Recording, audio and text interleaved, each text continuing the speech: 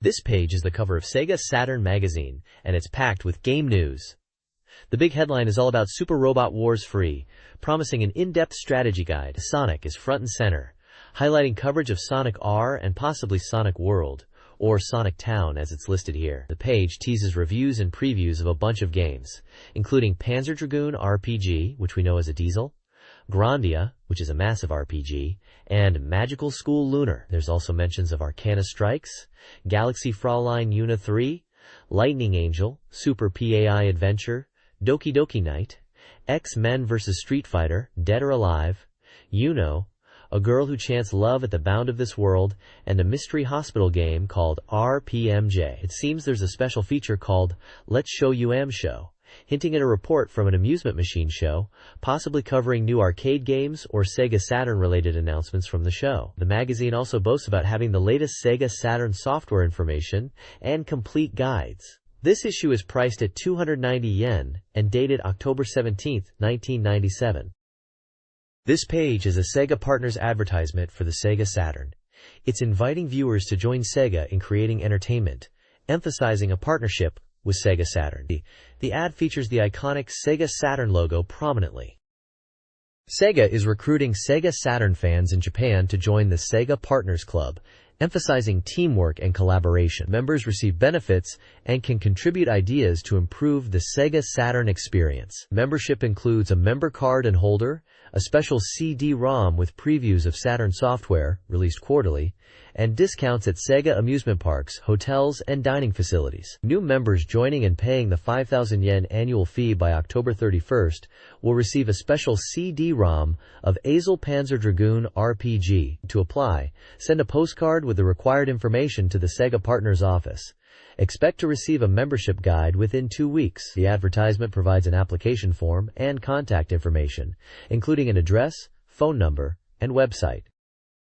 This page introduces Tactics Formula, a new game that's described as a car simulation battle with a unique board game feel. The tagline says, "The checkered flag is waved to your brain," emphasizing the strategic, brain-teasing nature of the gameplay. It's touted as an unprecedented experience, blending car simulation with board game elements. The game is set to be released on October 9th, priced at 5,800 yen, and is categorized as a variety board game title. It's published by SEGA and developed by Aseki, and there's a small compatibility logo confirming it's for the SEGA Saturn. This page dives deeper into the world of Tactics Formula, showing us exactly how this unique blend of racing and strategy works. It breaks down the game into 6 key points.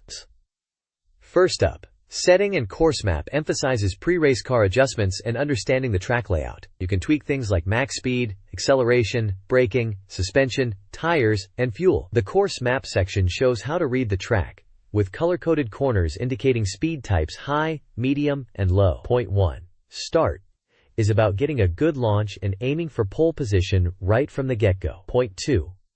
Cornering highlights the importance of mastering cornering techniques, emphasizing careful approaches. Point 3. Drift introduces drifting as a mechanic in the game, suggesting it's something you'll need to learn. Point 4. Slipstream explains how to use slipstreaming to your advantage to create overtaking chances. Point 5. Overtake then elaborates on overtaking itself, likely using the slipstream boost. Finally, point 6.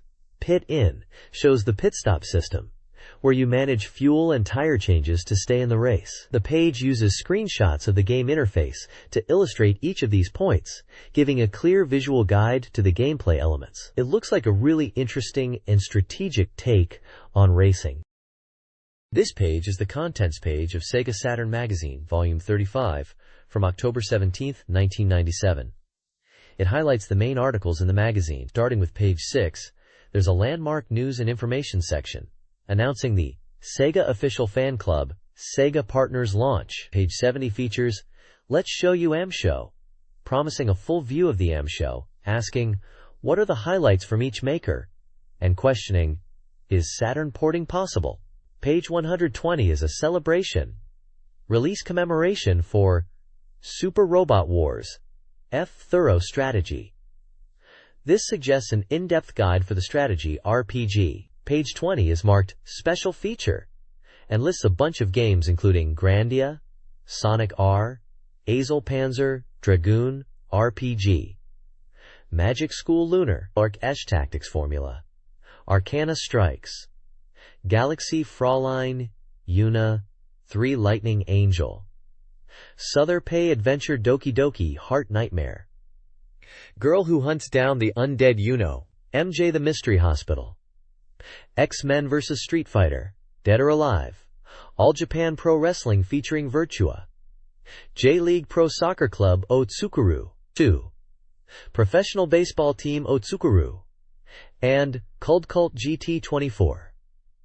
This section seems to cover a wide range of upcoming or recently released Saturn games, spanning RPGs, action, fighting, sports, and simulation genres. The inclusion of a character image, likely related to one of these games, adds a visual element to the page.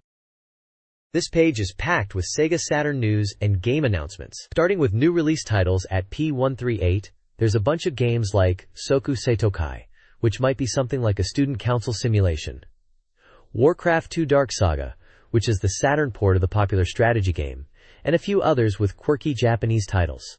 Then at P142, Coming Soon Soft teases upcoming games, Samurai Spirits, Amakusa's Descent, Samurai Showdown, IV, Amakusa's Revenge, is mentioned, alongside racing and simulation titles. The Sega Saturn Soft Complete Guide on P161 seems to cover games already out, listing Street Fighter Collection, Winning Post Final 97, and Silhouette Mirage, showing a range of genres covered in the magazine. Spots new and rumored titles introduction at P182, hints at arcade game news and mentions Super Real Mahjong P7. Finally, Sega AM3 Research at P186 features Virtual On X Over, which sounds exciting for Virtual On fans. On the right side, the Game Index lists a load of Saturn games with page numbers, acting like a quick reference for the magazine's contents. The next page showcases an exciting Sega Saturn event held at Tokyo Joyopolis, dedicated to the world of Keita Amemiya. It seems like the popular game creator was the star of the show. This was the 7th Sega Saturn Festa, taking place in September, and it was themed around his upcoming game, Island Tale of Hitotsuna, which was slated for release in November. Attendees got to playtest versions of the game, and Amemiya himself was there, even doing a stage event with Mr. Futami from Enix, which must have been interesting. There were character cutouts and displays of the characters from Island Tale of Hitotsuna all over the venue. Apparently, they even had a character popularity poll for the game, and the most popular character was Rimule. Lucky winners of the poll got prizes, including special t-shirts signed by Amiya himself. The page also mentions Devil Summoners, Soul Hackers, as a game to look forward to in October. At the bottom, they announced the winners of the Island Tale of Hitotsuna character popularity poll. There were special prizes, Island Tale of Hitotsuna, game software prizes, and Burning Rangers mousepads given away. Alongside the winner announcements are images of the Island Tale of Hitotsuna characters featured in the poll, like Rimule the Rabbit, Garpu Hakase, Mole, Earl, Kubo the Dragon, Hyuu, Ruby, and Tsukiyomini the Moon character. The Sega Saturn scene is buzzing. A new game series, Work Jam, launches with Cross Detective Story, an adventure game developed by Digital Tokyo and Plan, slated for next spring. It's based on the Zero Yan Champ series and features voice acting and a recognizable soundtrack. In gaming news, Mr. Ikeda from the AM3 research team won the Top Skater Session 1997 skateboarding tournament held in Shibuya. Fans of the dating sim Sentimental Graffiti can look forward to a novelization by Kadokawa Shuten. Meanwhile, music enthusiasts can celebrate the upcoming CD release of the Silhouette Mirage soundtrack, featuring all 27 game songs, including the opening theme. Lastly, a Culdicept premium card game campaign offers an original game set to 500 lucky winners. This page details various event reports and music releases. The Silver Puyo Puyo tournament highlights older players competing in the classic puzzle game. Tomochin's birthday celebration is also covered. The major announcement is the Sega Saturn Digital Circus, a nationwide tour featuring a Sonic R tournament, prize surveys, and performances by Polysix. Music releases include Hitomi's Pretty Eyes used in a commercial, the Ultraman Dyna theme song by Tatsuya Maeda, the bridge Yume no Kakuhashi The Bridge, Yoshi Kashiwabara's winter-themed Smiling 2 album, the Last Bronx radio drama CD, Kamon Tatsuya's comedy album Muku, and soundtracks for Psychic Force Puzzle and Cotton 2. This page showcases strategy guides for various games. Several guides target the horror genre, including official guides for the SEGA Saturn version of Resident Evil, offering detailed maps, item locations, and strategies. Other horror guides cover Kuro no Danshu, Black Chapter and Phantasm, focusing on story, visuals, and comprehensive walkthroughs. A Langrisser IV guide, part of a complete series, provides character creation tips and flowchart-based walkthroughs. Finally, a guide for Game Walker Works Virus emphasizes visuals and story with detailed charts. A pickup section features a 20th anniversary book about the anime Zambot 3, packed with content for fans. This page announces the launch of SEGA Partners, an official SEGA Saturn fan club. It's positioned as a way for SEGA and Saturn users to come together and create entertainment. The page features an interview with Mr. Sato, the manager of SEGA Partners, who explains that the club is designed to be a dialogue-driven platform, not just a one-way information stream. He emphasizes wanting to incorporate user feedback into SEGA's future plans and game development. The SEGA Partners logo, with Saturn's ring and a user representing Red Ring, symbolizes this partnership. There are also enthusiastic comments from 3 individuals. One commentator, Nanun, is excited to get a low membership number and urges readers to join quickly. Another commentator, Hana, encourages everyone, parents, siblings, grandparents, even significant others, to join and spread the word. Takezaki from Spec expresses relief that the Saturn fan club is finally happening and mentions premium prizes for early members, urging readers to apply right away. Visually, the page features the SEGA Saturn console, the SEGA Partners logo, and images of the commentators, creating a sense of excitement and community around this new fan club initiative. This page details the special member benefits you get when joining SEGA Partners, SEGA's official fan club. First off, you receive an exclusive SEGA Partners membership card and a special card holder to show off your Saturn pride. But the real treat is the special Crydrom, mailed to members multiple times a year. Think of it as a treasure trove of upcoming Saturn game info, with playable previews of games before they are even released, plus original movies and other cool content. These Crydroms are planned to be sent around February, May, and August. Membership also unlocks special discounts at SEGA's awesome entertainment facilities like Joymopolis and Galbo amusement parks across Japan. As a member, you get special discounted tickets, 10% off at restaurants inside, and even deals at partner hotels if you need to relax after a day of gaming and fun. For those who join early, there's a very special limited-time gift, a trial version Clodrum of Azel Panzer Dragoon RPG, which we know internationally as Panzer Dragoon Saga. This is a super rare, first edition item specifically for SEGA Partners members, and not available in stores, making it a true collector's piece. To sign up, you can apply via postcard or even online. The page also includes comments from people excited about the club, echoing the enthusiasm for these member benefits and encouraging everyone to join SEGA Partners. This page showcases the top 15 best-selling SEGA Saturn games in a weekly sales chart. Taking the top spot is Desire, an adventure game, highlighting its strong sales performance and popularity. Following in second place is Street Fighter Collection, a compilation of classic fighting games, proving the enduring appeal of the series. Third place is taken by Silhouette Mirage, an action game from Treasure, known for its unique gameplay. Other notable titles in the top rankings include Dodonpachi, a challenging shoot-'em-up, Morinaga Chisato Watanabe Bridge / Lara Sunshine, which seems to be a music or idol-themed title, and further down we see classics like Resident Evil at number 6 and Black Matrix at number 7, a mature adventure game. Further down the list, we see Apache Slot Simulator, Virus, Slayers Royal 2, Marvel Superheroes, Dukusei 2, Saturn Bomberman, Mega Man X4, and Langrisser IV, rounding out the top 15. The page seems to be excited about the continued success of the SEGA Saturn and anticipates future hits, especially mentioning Super Robot Wars F as an upcoming title to watch. The overall tone is positive, emphasizing the vibrant software market for the Saturn. This page presents two top lists related to Sega Saturn gaming. The User Data Top 20 reveals which games Saturn owners most desire as ports. The King of Fighters 97 leads the list, followed by Neon Genesis Evangelion, Iron Maiden, and the Final Fantasy series, showcasing a desire for SNK fighters, anime tie-ins, and popular RPGs. Arcade favorites like House of the Dead, Dragon Quest, and Street Fighter II are also highly requested. The Shop Data Top 15 focuses on best-selling arcade games.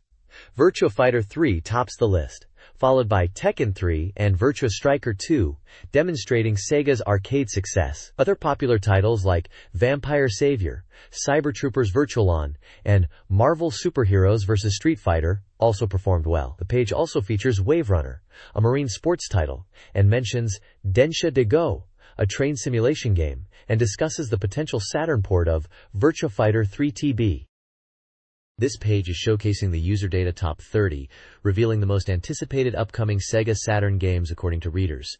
The top 3 games are highlighted. In first place is Sakura Wars 2, with a high point score, and anticipation is building for more news about characters and the story. Grandia takes second place, with development at 78%, and excitement is growing as new story details are slowly revealed. Super Robot Wars Fa Completion Arc is in third place, even though it's only 20% complete in development. The page then lists games ranking from 4th to 30th, showing a wide variety of genres are anticipated. Some notable titles in the list include Vampire Savior, Uno, Virtua Fighter 3, X-Men vs. Street Fighter, Devil Summoner Soul Hackers, Shining Force 2 Eyes, Dead or Alive, Lunar Eternal Blue, and many others. Devil Summoner Soul Hackers is featured as the pickup check game at 9th position, with development at 70%, emphasizing the Paradigm X concept, new systems and demons, and story reveals that are making fans excited. Dead or Alive is ranked 12th and is 100% complete in development, highlighting its opening movie and various game modes as key attractions.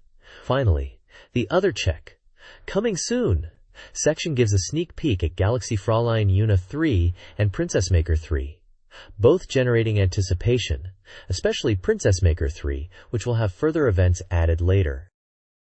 This page is the All Soft Readers Check Volume 70, a weekly ranking of Saturn games voted by readers. It's like a popularity contest for all the Sega Saturn games currently available.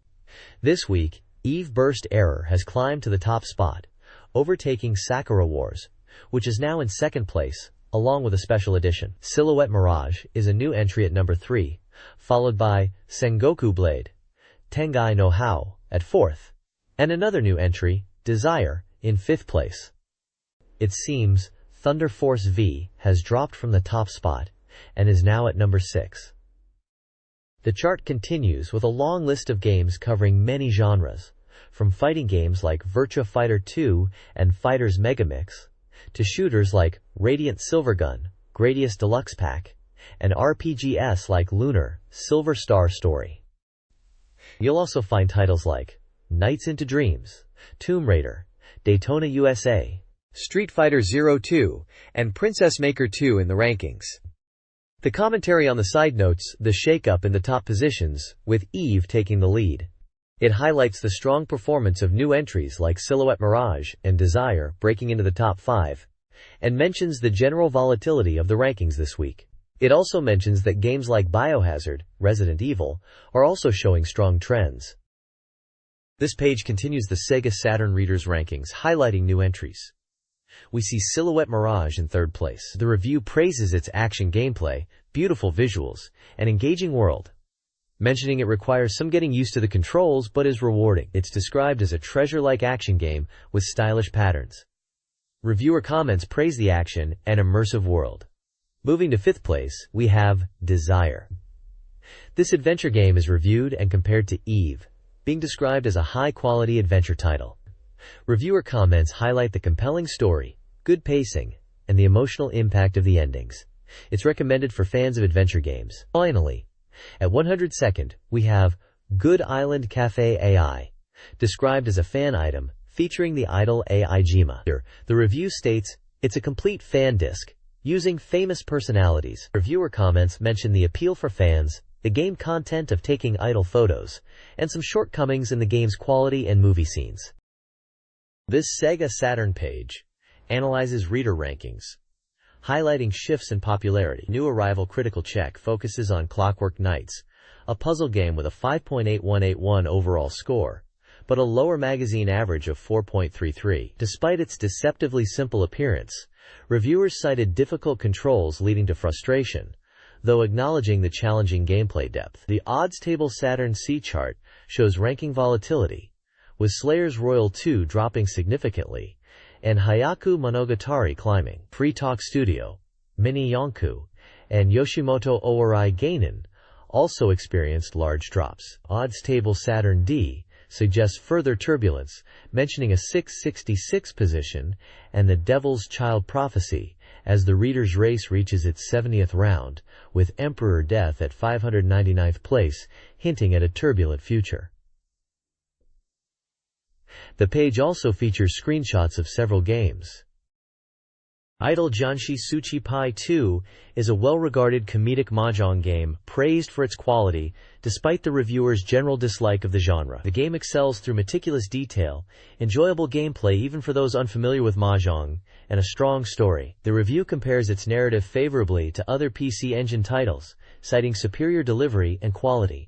The Saturn version benefits from enhanced visuals. Professional anime industry talent contributes to high-quality graphics, music, voice acting, and animated sequences. The game features 7 vocal tracks, a significant improvement from its predecessor, and includes CD player functionality. Player comments highlight the game's accessible difficulty and user-friendly design. Bonus content, particularly for home consoles, is also appreciated. Screenshots showcase the anime-style characters and gameplay, further emphasizing the game's polish. This page provides a glimpse into the SEGA Saturn gaming world, featuring upcoming game announcements and reviews. Chisato Moritaka Watarase Bridge, La La Sunshine, is highlighted, praised for its quality content, even for non-fans. Game reviews include Capcom's Street Fighter Collection 8.0, a compilation valued for its content, Atlas's Dodonpachi 7.33, recommended for shooter fans, and Nihon Creates My Dream I Can't Wait For On Air 6.33, appreciated for its presentation, but criticized for repetitive gameplay. The page also showcases reader engagement, including a SEGA Saturn readers race, ranking popular peripherals. Contests are running, such as a placement prediction game and an odds prediction game, offering software prizes. A special giveaway is announced, offering various prizes, including memory, joysticks, cordless pads, and Saturn software. This page is focused on the RPG Grandia. It seems to be an introduction to the game, highlighting its upcoming release and features. The article talks about exploring an ancient battlefield and uncovering mysteries. It mentions the main character Justin and his journeys. Screenshots show in-game dialogue and battle scenes. The article hints at a story involving a large flying battleship and secret investigations, and the player character Justin undertaking trials to obtain a pass. The reviewer seems excited about the game's scenario and the adventure it promises. Overall, the page presents Grandia as a highly anticipated RPG with a focus on adventure and exploration, showcasing its world and characters. This page continues the Grandia feature, detailing more of Justin's adventures as he embarks on his journey. It starts by describing Justin's departure from Parm, mentioning a letter from his mother and an Adventurers Association introduction letter. The page then moves to the Secret Voyage Sue section, highlighting Sue stowing away on the ship with Justin. It seems Sue is discovered, and the crew is concerned about her presence. We see dialogue snippets, where the captain and other crew members discuss Sue, eventually deciding to let her stay. The next section is titled, Longing for the Land, New Parm, and shows Justin and Fina arriving in New Parm. The text describes New Parm as a foreign land, and Justin seems a bit uneasy. They are heading to the Adventurers Association, but the atmosphere feels off. Interestingly, there's a mention of Fina getting married, which seems unexpected. The page includes screenshots of in-game dialogues and environments, showcasing the early parts of Justin's adventure beyond Parm and into new territories. Overall, the page focuses on the beginning of Justin and Fina's adventure after leaving Parm, with Sue joining them unexpectedly, and their arrival in the new location of New Parm. The next page showcases the upcoming SEGA Saturn racing game, Sonic ER, the second Project Sonic title following Sonic Jam. It emphasizes the enhanced character abilities and actions in this racing game, featuring Sonic and Tails, among other familiar characters, within the Sonic universe. The article points out that Sonic Youth isn't just a typical racing game, as character abilities like top speed and cornering differ, offering unique strategic depth. Each character possesses special skills that impact course navigation and strategy, making skillful usage key to success. Specifically focusing on Sonic, the article highlights his top speed and two-stage jump as special abilities. It mentions that Sonic is exceptionally fast and inherits familiar controls and actions from previous games. While comparing him to other characters in terms of special abilities, the article suggests his overall balance is a strength. The double jump, also present in Sonic 3, allows Sonic to navigate high places, cross water, and descend steep slopes. The article notes improvements in grip compared to the Tokyo Game Show version, making controls smoother. It concludes by questioning if Sonic is the standard character in the game, implying he is a well-rounded and perhaps recommended starting point.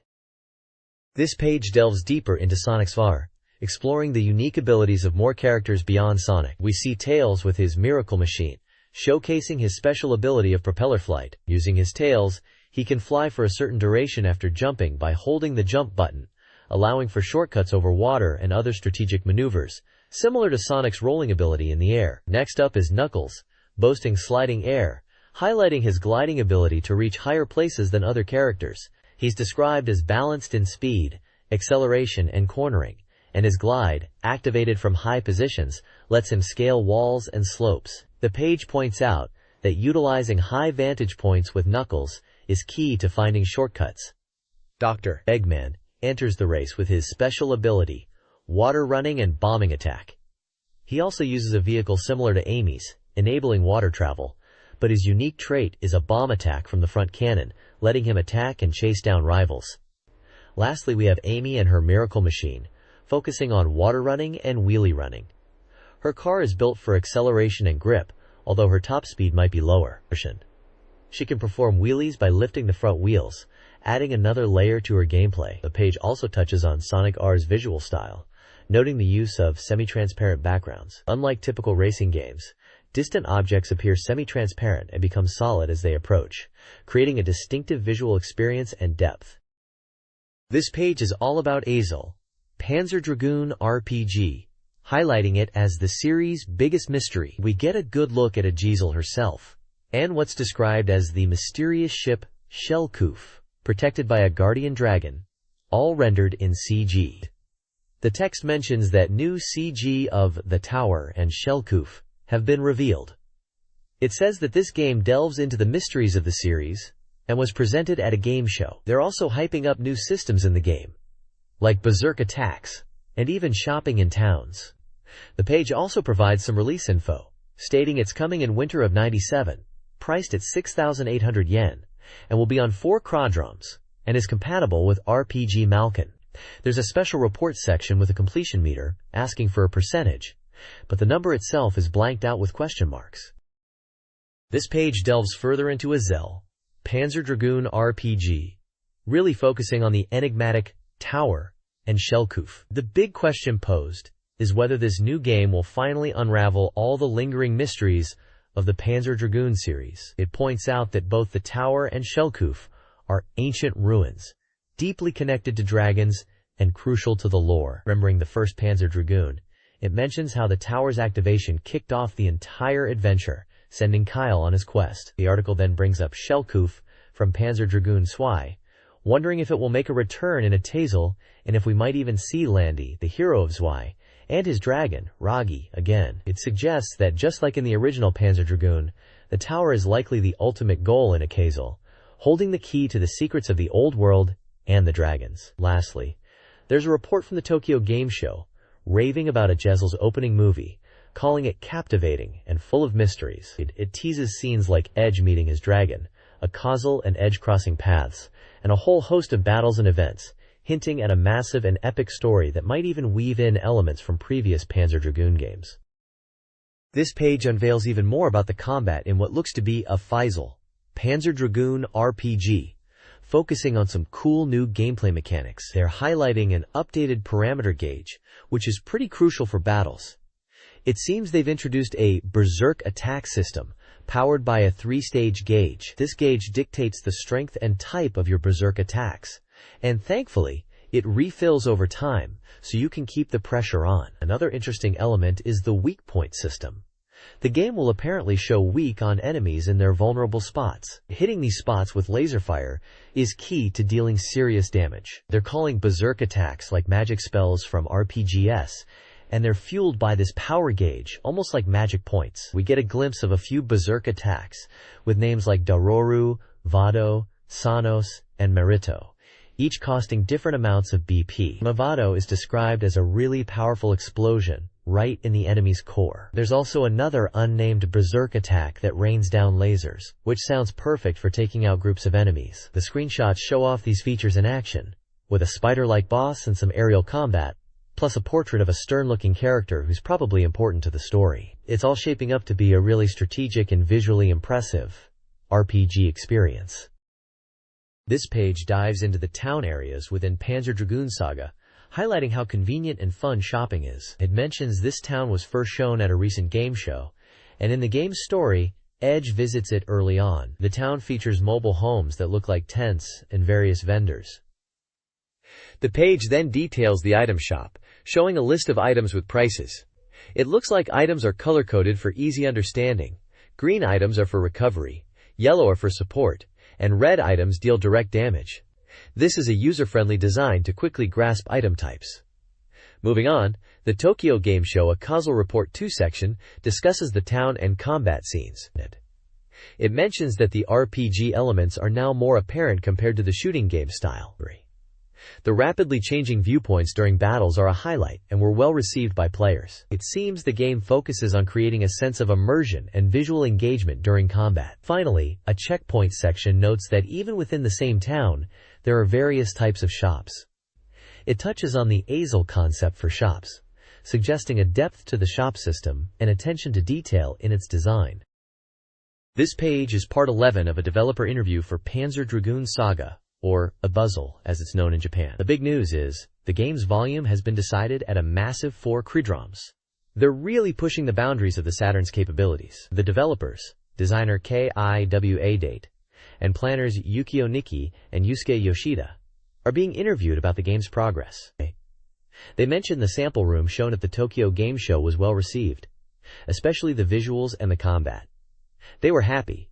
People thought it looked cool. They've shown new battle scenes, and they explained the action gauge system in combat. They're focusing on making the combat system approachable, even for players new to the Panzer Dragoon series. Visually, they are emphasizing the beauty and scale, particularly in flying scenes. The interview touches on making NPC interactions more realistic with motion data, aiming for engaging story and dialogue scenes. They also clarify that while the game is related to the previous Panzer Dragoon games and Zwei, you don't necessarily need to have played them to understand and enjoy Saga. There will be familiar elements and connections for fans though, including returning enemies in new forms. There's also a section highlighting the user-friendly shop system we saw on the last page, emphasizing the ease of buying and selling items all on one screen. Finally, there's an urgent announcement encouraging players to join the SEGA Saturn Partners fan club before October 31st to receive a limited demo room of Abuzzle.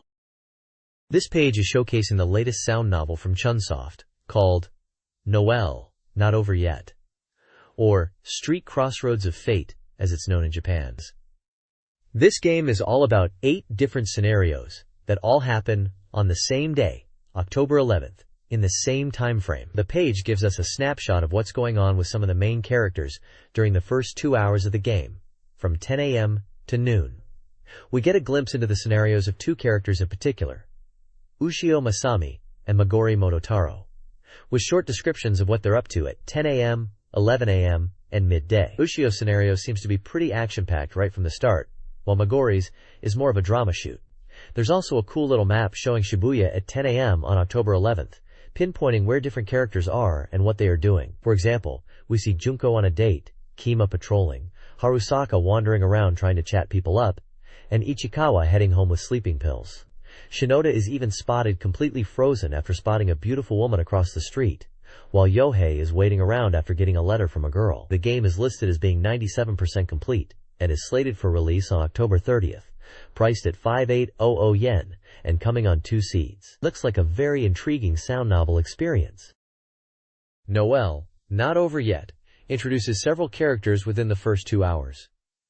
Detective Mayumi Kima is involved in a Shibuya incident and patrols with a colleague. Dietitian Hosoi Miko experiences a bad date and works a part-time job, appearing distressed. TV scriptwriter Ichikawa Bunosuke, affected by the same incident, struggles with sleep. Ex-soldier Takamine Takashi arrives in Shibuya, searching for someone, interacting with mysterious figures. Returning from the previous page, Hirazawa Yohei receives a letter and meets a girl. A map shows their locations at noon, 2 hours after the game begins, revealing how their paths are already unfolding. The game, a 5-day story, emphasizes how these 8 main characters' actions will intertwine within that time frame.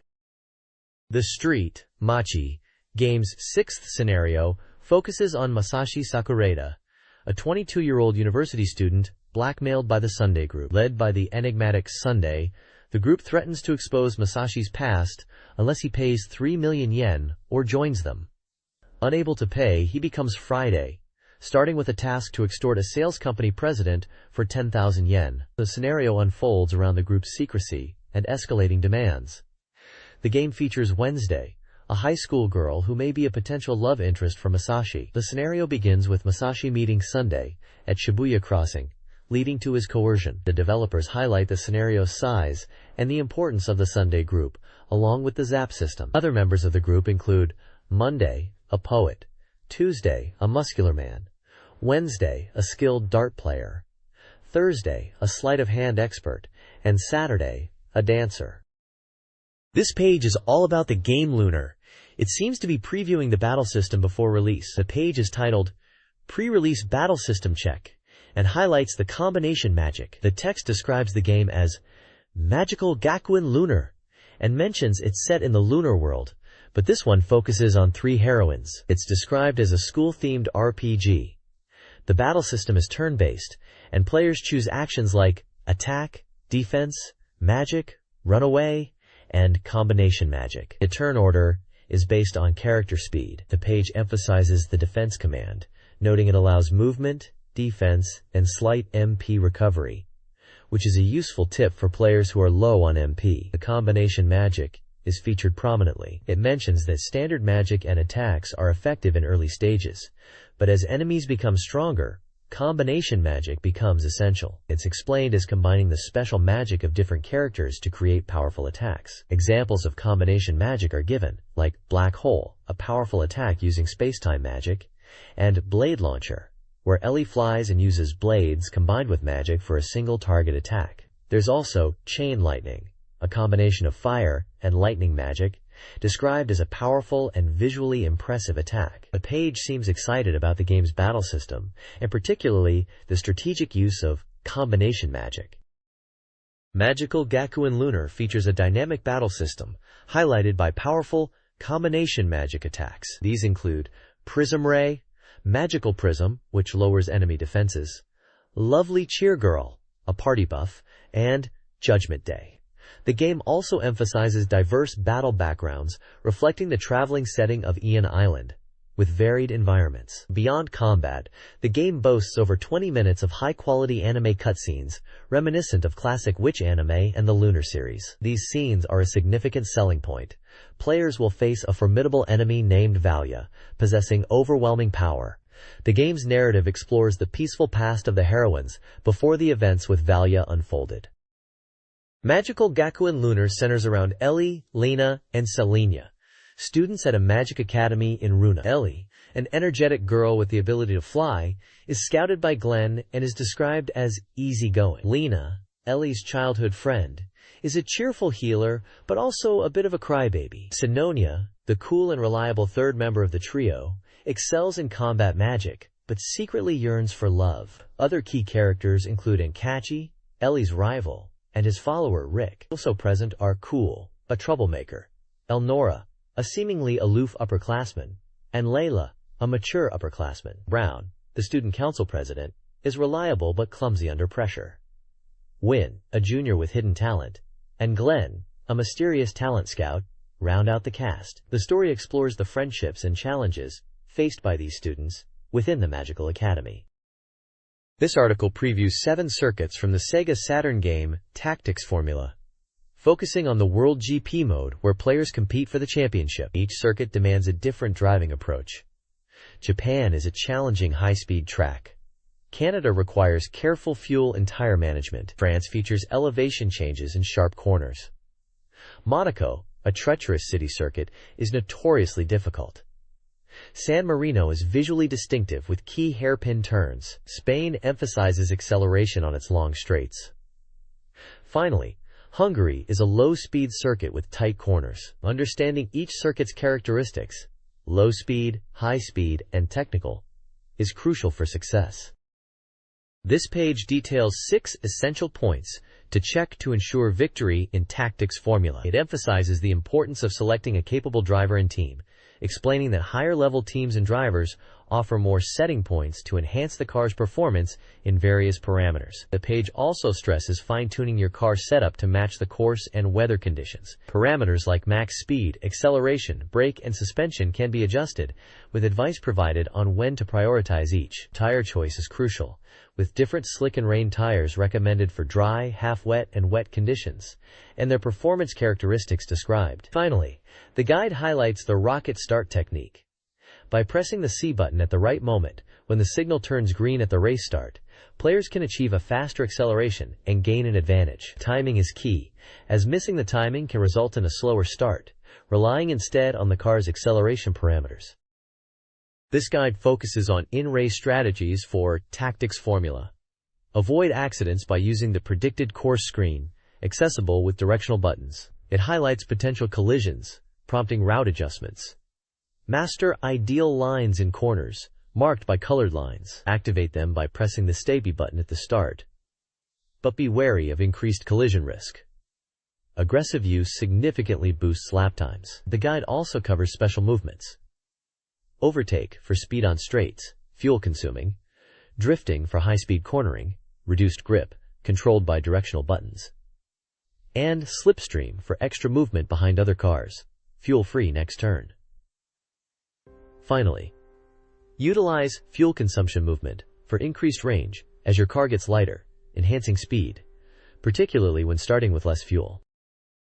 This page showcases Arcana Strikes, a tactical card game from Takara and Red Company that was slated for release in December. It's presented as a big project and a deep card battle experience. The page emphasizes the card-based battle system, highlighting screenshots of monster encounters and card selection. We see glimpses of the user interface with options like battle, arcana, remove, and discard during battles. The text explains that players build decks of 24 cards and strategically use up to 3 decks, considering enemy types and card order. It mentions different card types like monster cards, magic cards referred to as might cards, status cards, and healing cards, suggesting a complex and engaging card game beyond simple mechanics, set in a world called Arcana World, where you collect Arcana cards to bring peace. The game is described as more than just a typical card game, offering a full-fledged, tactical card battle experience.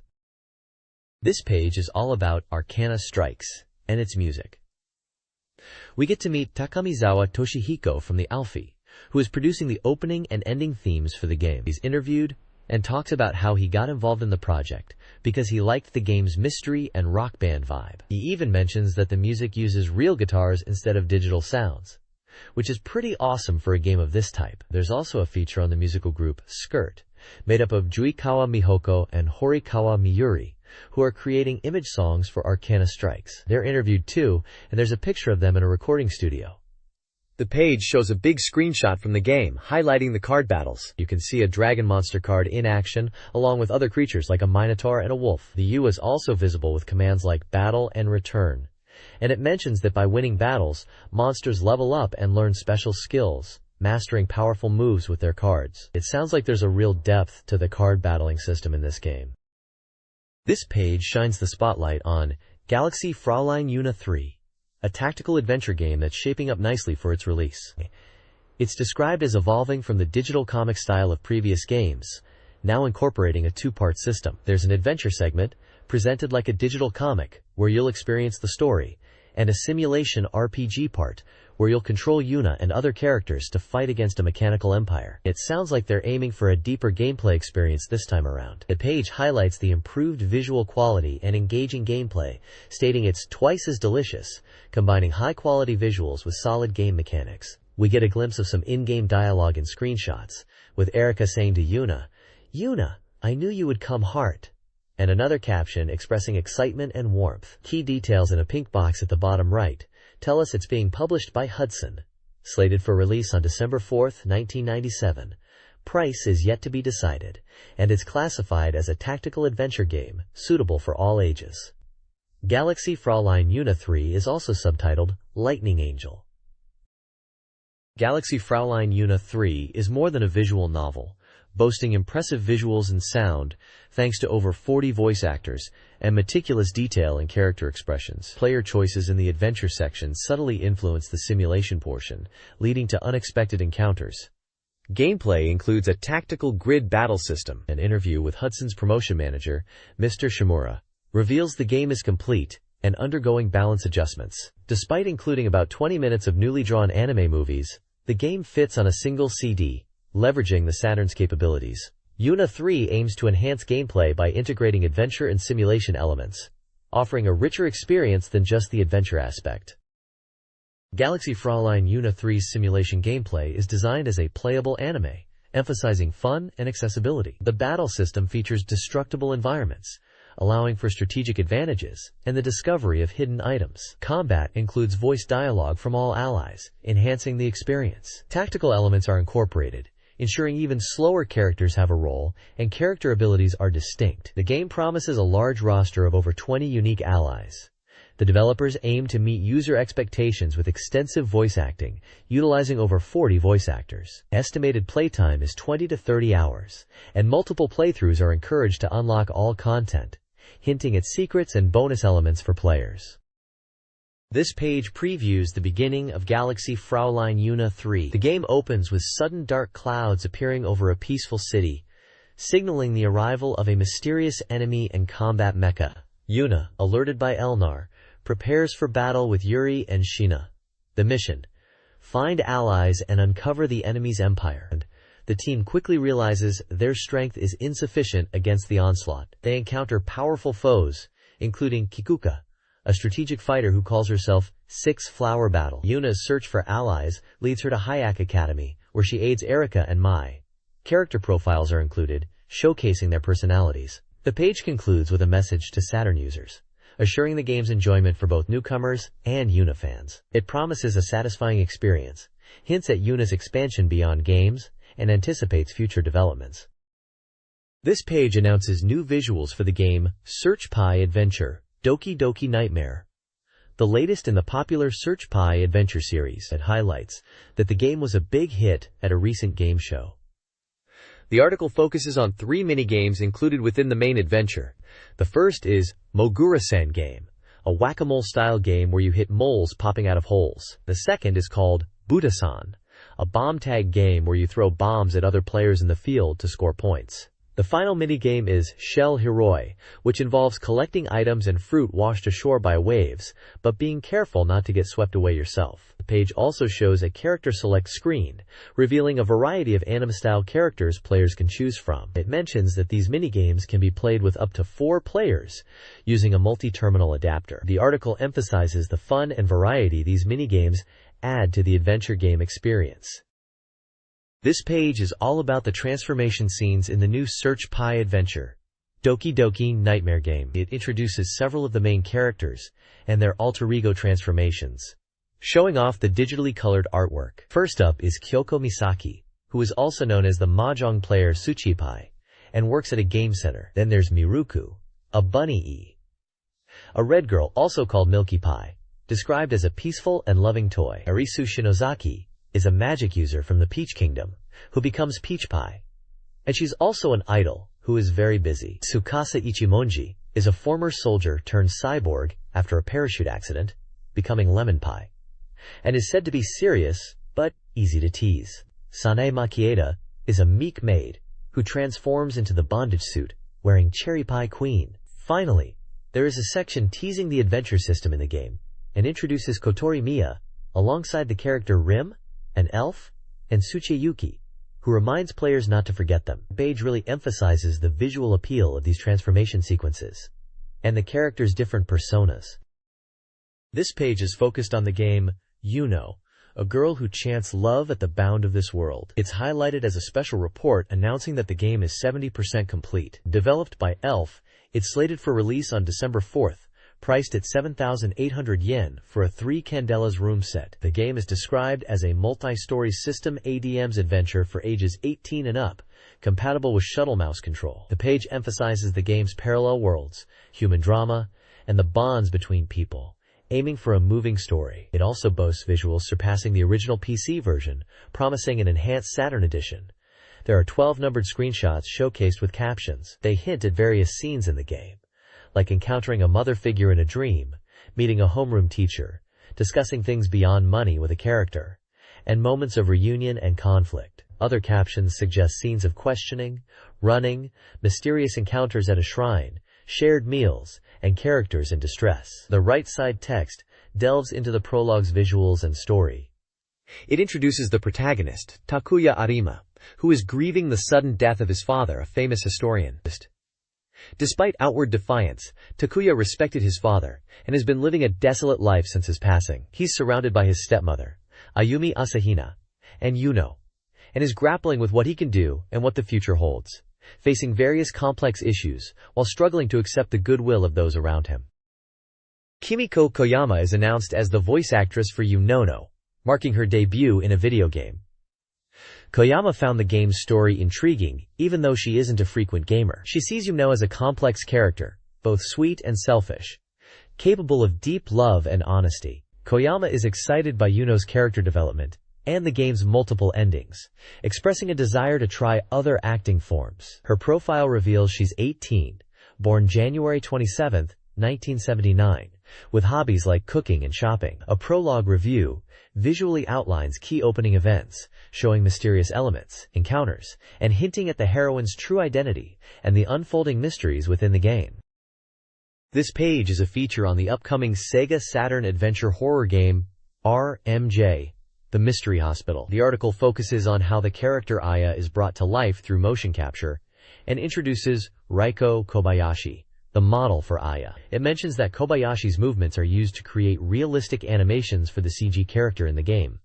The article is structured like a motion capture experience report. It highlights a meeting between Kobayashi and the director to discuss the role and movements needed for Agaya. We see photos of Kobayashi in motion capture gear and some in-game screenshots featuring the characters and environments of RMJ. The article also notes that the game is set to release in December and will cost 6,800 yen. It's described as an adventure horror title for one player and is recommended for all ages. There's a section titled Special Scoop Cool Shock Report, and it seems like the magazine is excited about this game. The text also mentions the scenario involves the main characters being trapped in a hospital after a big explosion and meeting Akaya, a new nurse, while searching for an exit. This page continues the feature on RMJ, The Mystery Hospital. It highlights the game's atmosphere, describing the setting as a dark and unsettling hospital, where even allies can't alleviate the constant anxiety. It introduces two more characters, Hajime, an 18-year-old O-type who loves bikes and rock music, searching for an exit to help his companions, and Misato, a 15-year-old AB-type middle school student and fashion model who is hospitalized in ST Hospital for treatment of a disease. The page discusses the motion capture process, asking, what are the silver balls attached to the body? It explains that these are attached to the joints using magic tape and are designed to perfectly capture even the subtlest movements for realistic animation. It also details the motion capture experience for the characters, specifically Misato, mentioning her audition process and how she acted out scenes in the studio, even shouting character names. Screenshots shown include a surgical room with instruments, emphasizing the horror theme, a fiery explosion hinting at the game's dangerous situations, and character close-ups. The page emphasizes how motion capture brings realism to the characters' expressions and movements, making the game more immersive. The models discuss their experiences, with Kobayashi mentioning her initial unfamiliarity with motion capture and how she learned on the job, and the model for Misato sharing her audition experiences, and the surprise at portraying a character within a game poster. The page details a survival horror game set in a hospital ravaged by the Lamia virus. Characters like Tomoe and Hajime struggle to survive, facing the grim reality of death as they attempt to escape the outbreak. The virus manifests visibly, causing black spots on the infected, as exemplified by a nurse's demise. The page provides a profile of Tomoe, an 18-year-old, highlighting his youthful innocence amidst the crisis. The narrative centers on finding a cure for the rapidly spreading virus. An interview with Kobayashi reveals the use of motion capture technology in the game. She describes her experience performing actions without dialogue, following the director's instructions, and using specialized equipment. She found the motion capture process, including the suit and cap, surprising and a bit embarrassing, especially her solo acting, which included scenes of being blown away and interacting with the environment. The interview focuses on the acting and technology used to bring the game's dramatic scenes to life. The article previews the Lamia virus outbreak, emphasizing that the presented content is just the start. Screenshots depict a character, potentially Hajime, in a perilous environment, including a biohazard-marked door. The piece then focuses on actress Kobayashi's motion capture experience. She found the infection scenes, involving physical struggle, the most challenging to perform. However, she hopes players will notice the realism of these suffering scenes.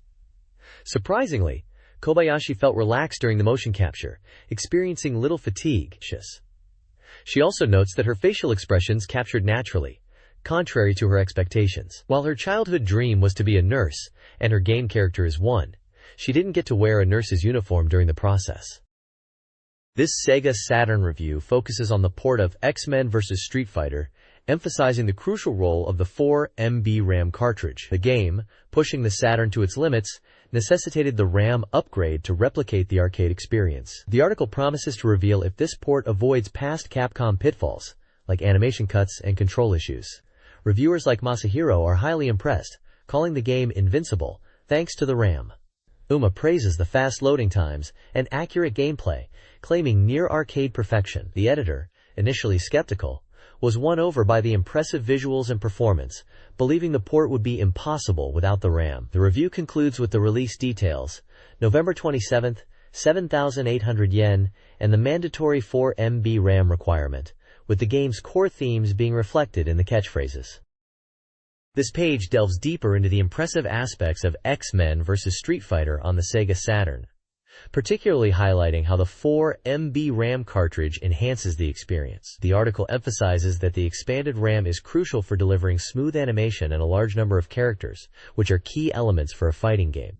It stresses that the animation quality and number of animation patterns are vital for character expression and control feel. The game features a roster of 17 playable characters, which is considered a significant amount. The review touches upon the game's tempo and responsiveness, asserting that the 4 MB RAM ensures smooth gameplay without slowdown, even with large characters and intense action. This results in an arcade-perfect feel, especially in executing aerial raves. The page then breaks down some gameplay mechanics, showcasing examples of moves like backward dash, forward dash, super jump, and advanced guard, explaining how they differ visually and functionally. For example, Kami's backward dash has a special animation. It also mentions friendship combination techniques and variable hero battles as notable features, hinting at tag team elements which add depth to the gameplay. Finally, the page teases the release date is approaching soon, and the 4 megabit RAM is essential to enjoy the game to its fullest.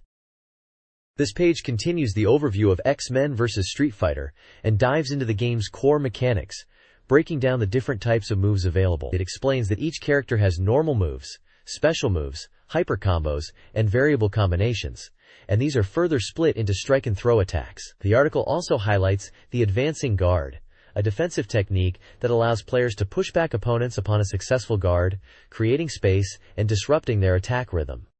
It works whether you are standing, crouching, or jumping. The page then details the super jump feature, noting that there are 2 jump types, a standard jump and a super jump. A regular jump covers a normal screen height and allows 1 special move. Super jumps, however, reach twice the height and permit multiple attacks before landing, even allowing for some mid-air control and landing adjustment. Finally, character change, or tag team mode, is discussed. During a match, you can swap characters, and when doing so, the incoming character performs an attack while entering. This attack can be used offensively or defensively, even to interrupt the opponent's super jumps. While a character is waiting off-screen, their health slowly regenerates, adding a layer of strategic depth to character switching. The page emphasizes that understanding these systems is key to mastering the game. This document details key fighting game mechanics.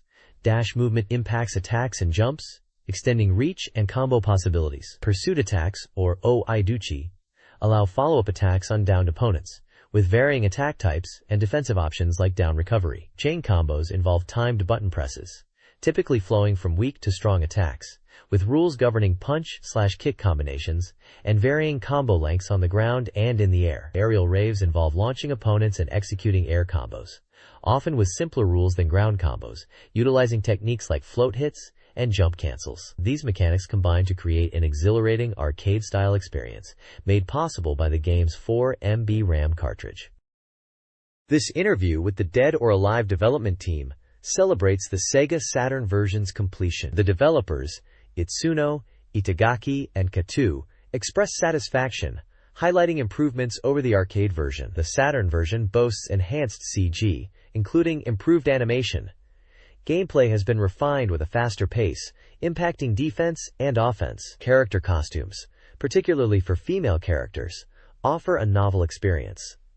The developers focused on balancing the game, with move tuning and new additions.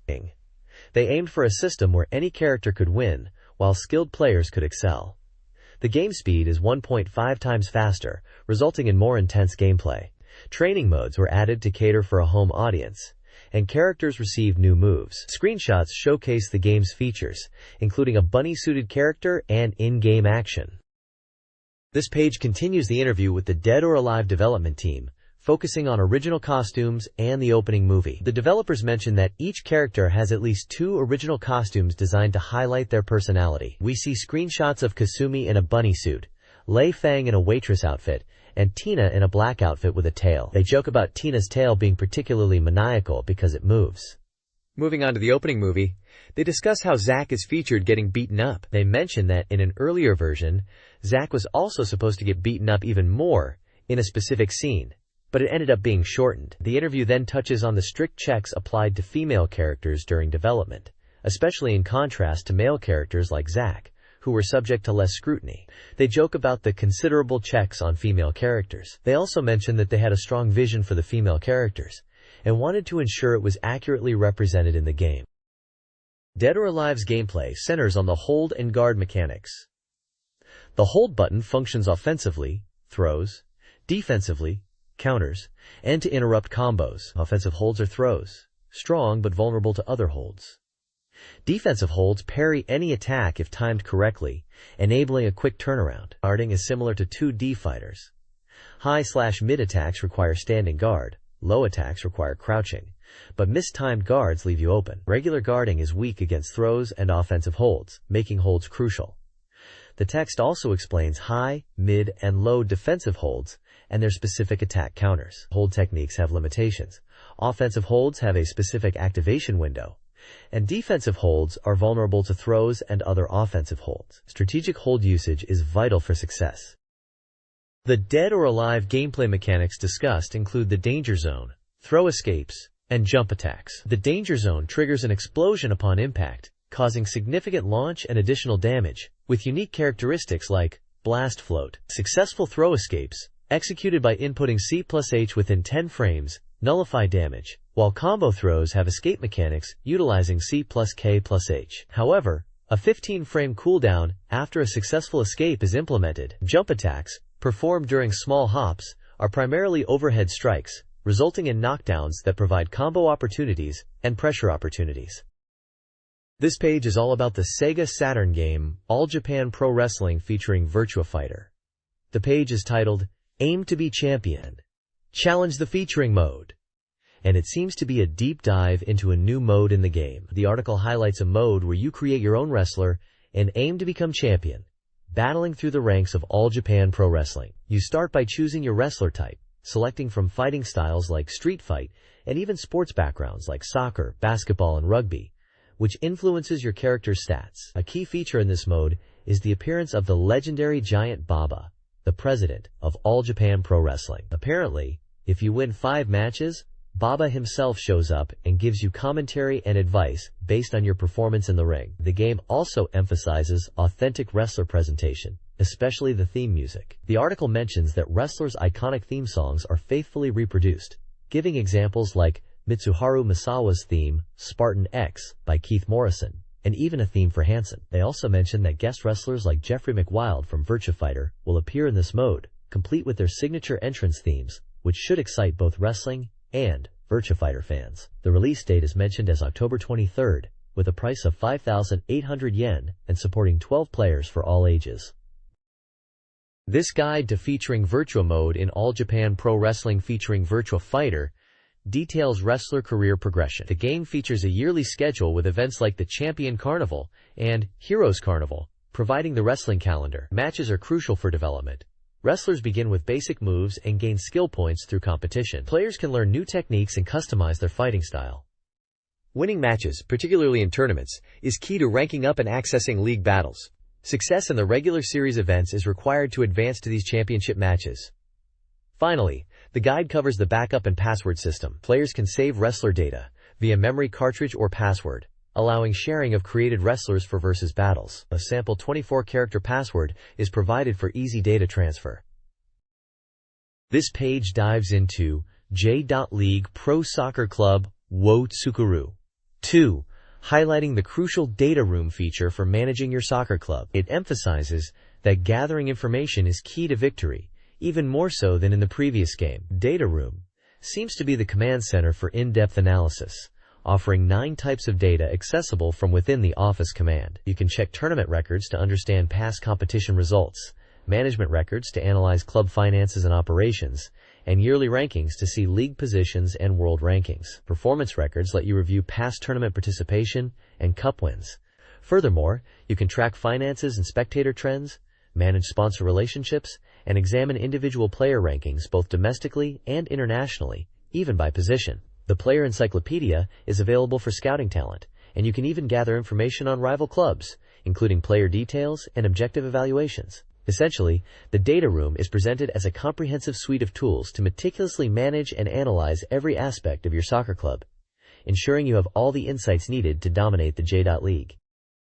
This page is all about scouting overseas soccer players for your club in the game. It's broken down by continent, starting with Asia, highlighting Korean and Saudi Arabian teams and players like Kim Jong-duk, Cho Jong-ho, and Ron. The reviewer notes that Asian teams are becoming more competitive, especially Korea and Saudi Arabia. Moving to Africa, Nigeria and Cameroon are spotlighted, featuring players like Amente, Mersha, Albik, and Mera. These African teams are described as physically strong and aggressive. Europe focuses on Italy FC with players Amente and Mersha, mentioning their solid defense and world-class potential. The reviewer emphasizes Italy's strong tactical setup, a 442B formation, and stresses the importance of not letting them get too far ahead in score. Finally, America showcases Brazil FC and Argentina FC, noting the strong soccer presence in South America. Brazil is presented as offensively minded, with players Nascimento and Brito, while Argentina emphasizes speed and tactical play, featuring Maldonado and Canales. The reviewer cautions about Argentina's fast-paced attacks. Essentially, this page is giving players scouting tips and highlighting key international clubs and players in the game, categorized by continent and with brief playstyle descriptions for each region. It encourages players to analyze these international teams to improve their own club. This page is focused on the professional baseball team wo Tsukuru game, highlighting the importance of preseason training camps. It explains that to get your team in top condition for the season starting in April, you need to build their fundamental strength in a training camp first. It emphasizes that physical fitness established in camp is crucial for the whole year. The page showcases various camp locations to choose from, each with different costs. You have your home ground Jikyu Stadium, which is free, then Taiwan for 35 million yen, offering an Asian romance theme. Hawaii is next at 60 million yen with a tropical dream vibe. Australia at 80 million yen with nature's dynamism. And finally, Arizona at 100 million yen for a Western adventure. The text suggests you pick your camp based on your budget and training goals. It implies that the effectiveness of training varies depending on the location and the specific training content. For example, Hawaii seems to be good for power training and base running. It also mentions that choosing a camp location is an important part of the game strategy. There are also images of different baseball managers featured, like Hiroshima Mimura Manager, Orix Ioki Manager, Yokohama Oya Manager, and Kintetsu Sasaki Manager, adding to the baseball theme. Essentially, this page is giving players a preview of the training camp system in the game and hinting at the strategic choices involved in preparing your team for the baseball season. This page talks about making the most of your training camps in Professional Baseball Team O Tsukuru. It emphasizes that training menus differ for pitchers and fielders, so you need to choose the right training for each player to maximize their potential. For pitchers, the training focuses on 4 key areas: technique, which improves control and breaking balls; power, which enhances ball speed; skill, for control and pitching technique. And there's no defense stat for pitchers in this context. For fielders, it's also technique, focusing on hitting skills; power, for long hits; and defense, improving fielding abilities at their position. Interestingly, the game offers special training menus unique to each camp location. For example, in Hawaii, you can do Hawaiian dance to boost stamina and technique, suggesting that different locations offer distinct training advantages. The page also highlights that each team's manager and coaches bring their own original training menus to the table. These special coaching menus are rooted in their individual expertise and experience, shaping the team's overall style and player development. As examples of unique coaching styles, the page lists coaches like Orix's Yamaguchi pitching coach, known for speedball; Kintetsu's Kobayashi pitching coach with pitching theory lectures; Giants' Takaoka fielding coach focusing on ultimate batting; and Yokohama's Saito pitching coach, known for fire extinguishing lectures. It seems the coaches really add flavor and strategic depth to training in the game. This page introduces Culdicept, a card and board game set to release on October 30th, priced at 5,800 yen, and supporting 1 to 4 players of all ages. The headline says the journey to gather cards scattered worldwide is tough, noting that while the first 2 areas are manageable, from the 3rd and 4th areas onwards, the CPU opponents become considerably stronger and require strategic deck building. The page highlights a map called Yugen Zanmyaku Karin, or Mysterious Mountain Range Karin, a unique location with a cross-shaped terrain. This map features a central base, with lands arranged in a cross, drawing players towards Karin's territory. It mentions checkpoints at each corner, suggesting a strategic element in traversing the map and capturing lands efficiently. The spotlight character for this map is Kotetsu, portrayed as a powerful mountain inhabitant, described as the strongest in the mountains. Kotetsu aims to become the world king by collecting cards. The page offers gameplay tips for conquering this map, recommending the effective use of permission spells and emphasizing the strength of fire and wind cards against Kotetsu, as his deck is supposedly weak against these elements. The page suggests building a deck with these card types for a strategic advantage. The Desert of Death Goza map in Culdicept features a large, divided layout with east and west card shops offering a new strategic element: buying cards. Players, after defeating Kotetsu, face strong scepters and must navigate a map designed for 3 players with a south checkpoint. The guide emphasizes creature cards due to the map's size and numerous territories, but recommends balancing them with item and spell cards. A key strategy is to capitalize on battles between other players, Fisherman's Benefit, especially against the aggressive territorial player, Vaden. The CPU-controlled Vaden uses movement spells effectively. The goal is to claim unoccupied lands, while Vaden and others fight.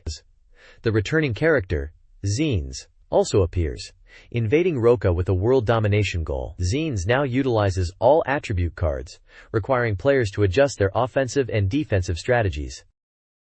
This page spotlights the racing game GT24 from Jaleco.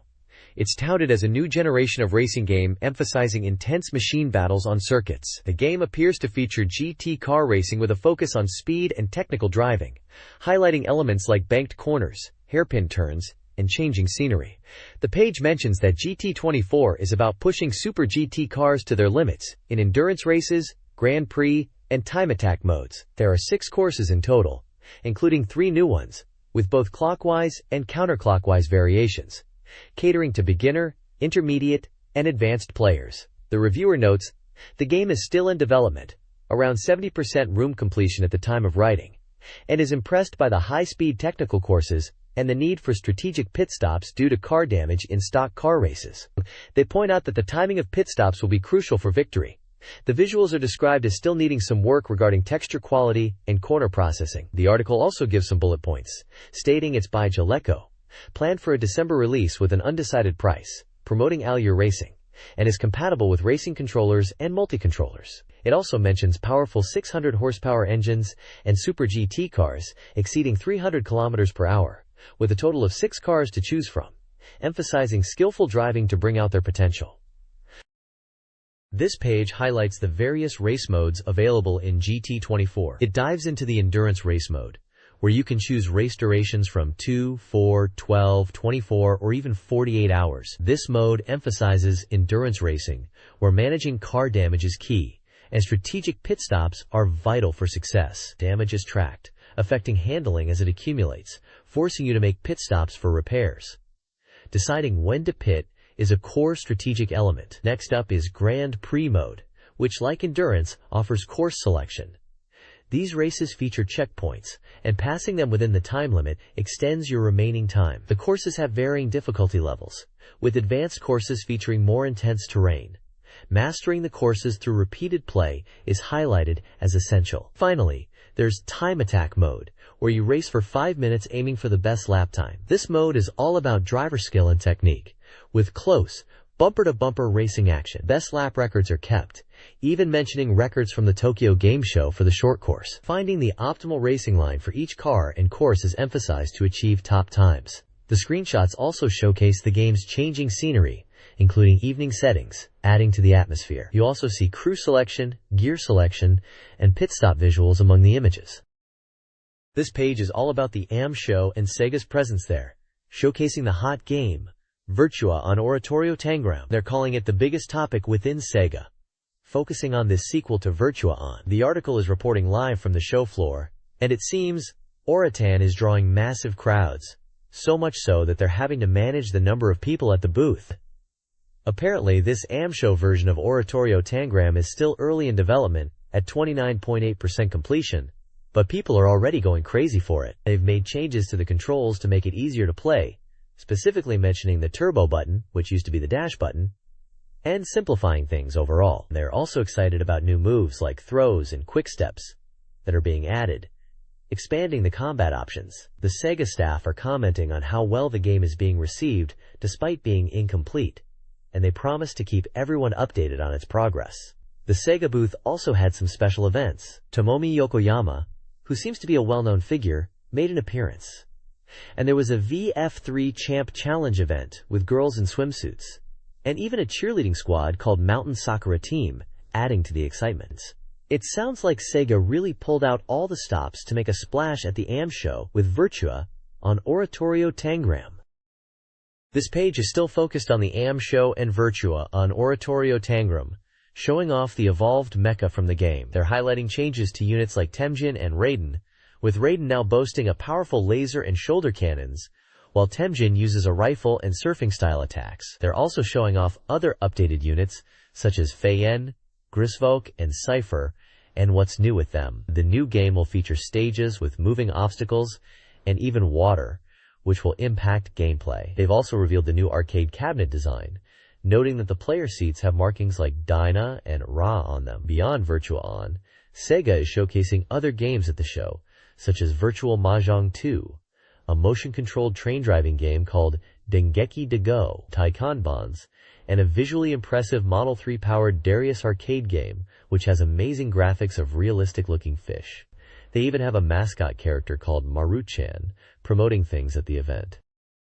This page showcases the Namco and Sega booths at the AM show, highlighting their latest arcade games. Namco is presenting Air Gates, a versus fighting game at 15% completion, emphasized as a collaboration with Square and Dream Factory, with early impressions noting its free-roaming battlefields. They're also showing Motocross Go, a motorbike racing game for up to 8 players, promising realistic bike action and drifting. Rapid River is their boat action game, playable for 1 to 2 players, described as a unique port paddle game focused on teamwork. baseball fans can look forward to Super World Stadium 97, praised for its classic baseball feel.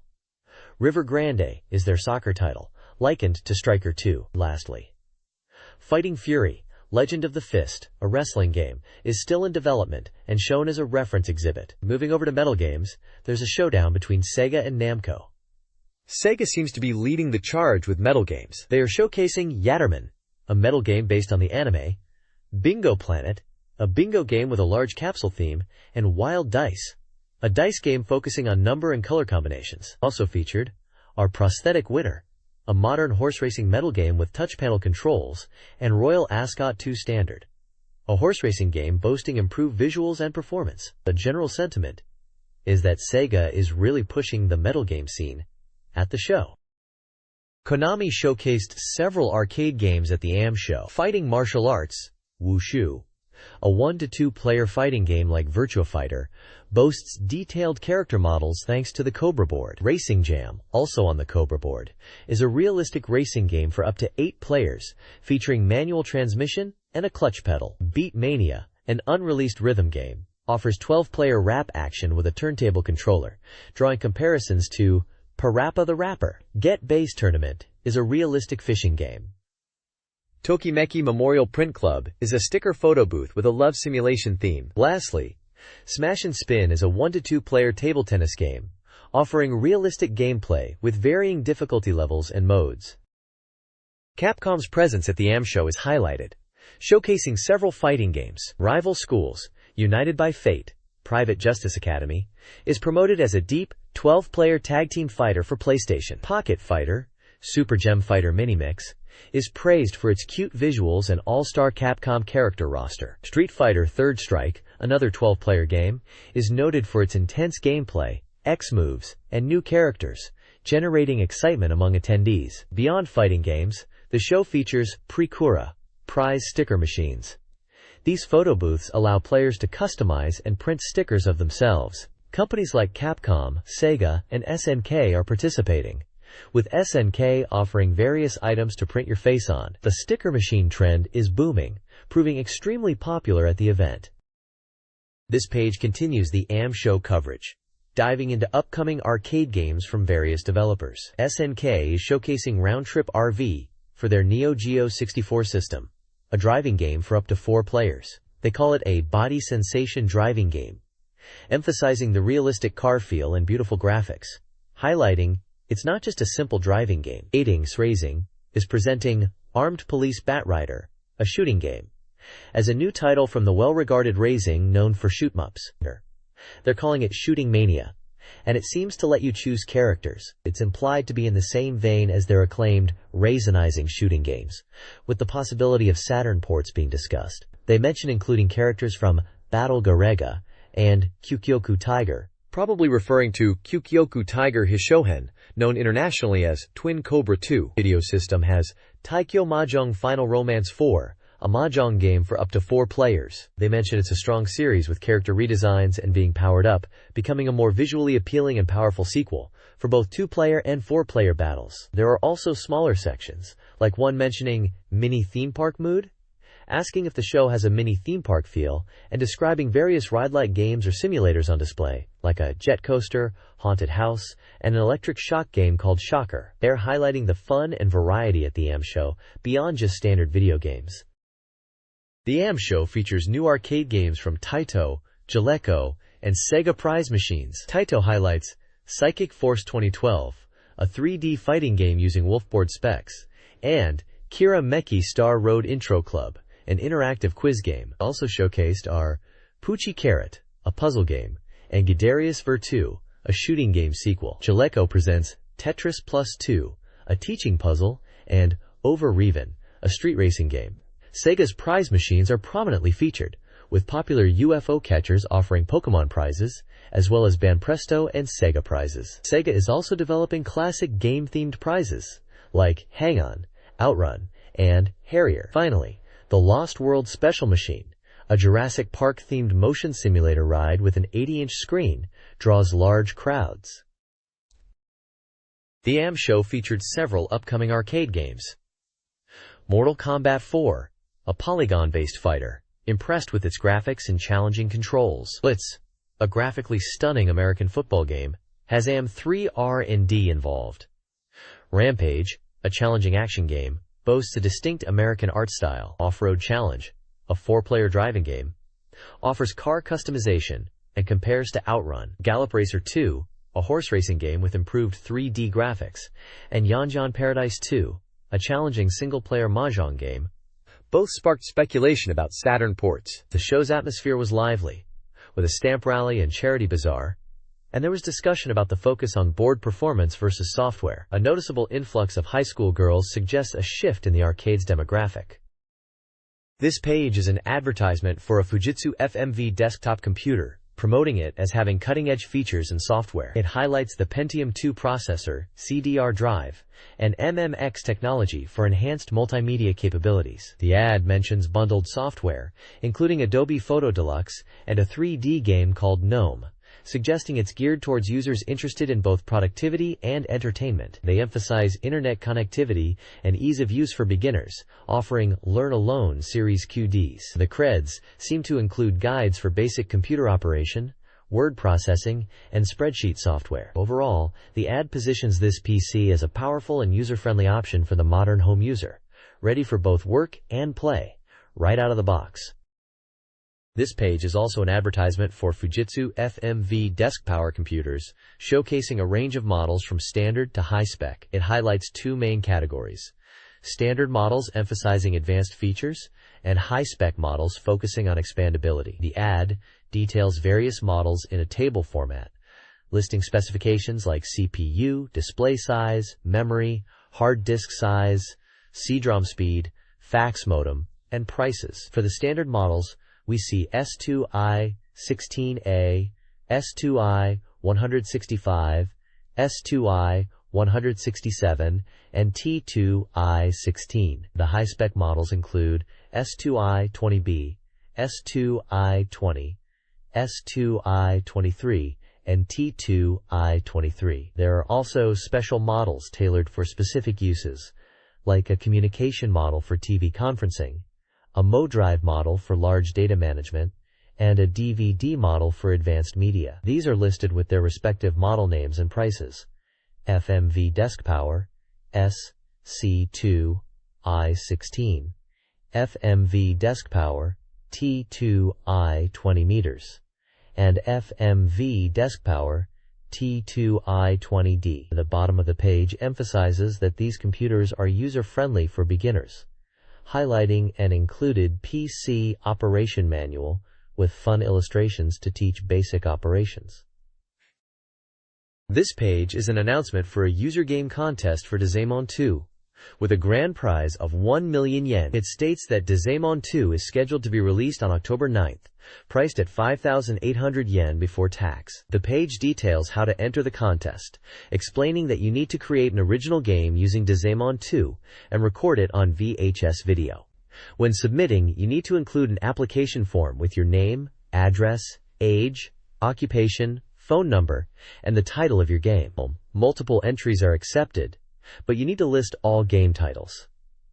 They also ask for a plan and setting materials, encouraging submissions to be kept concise.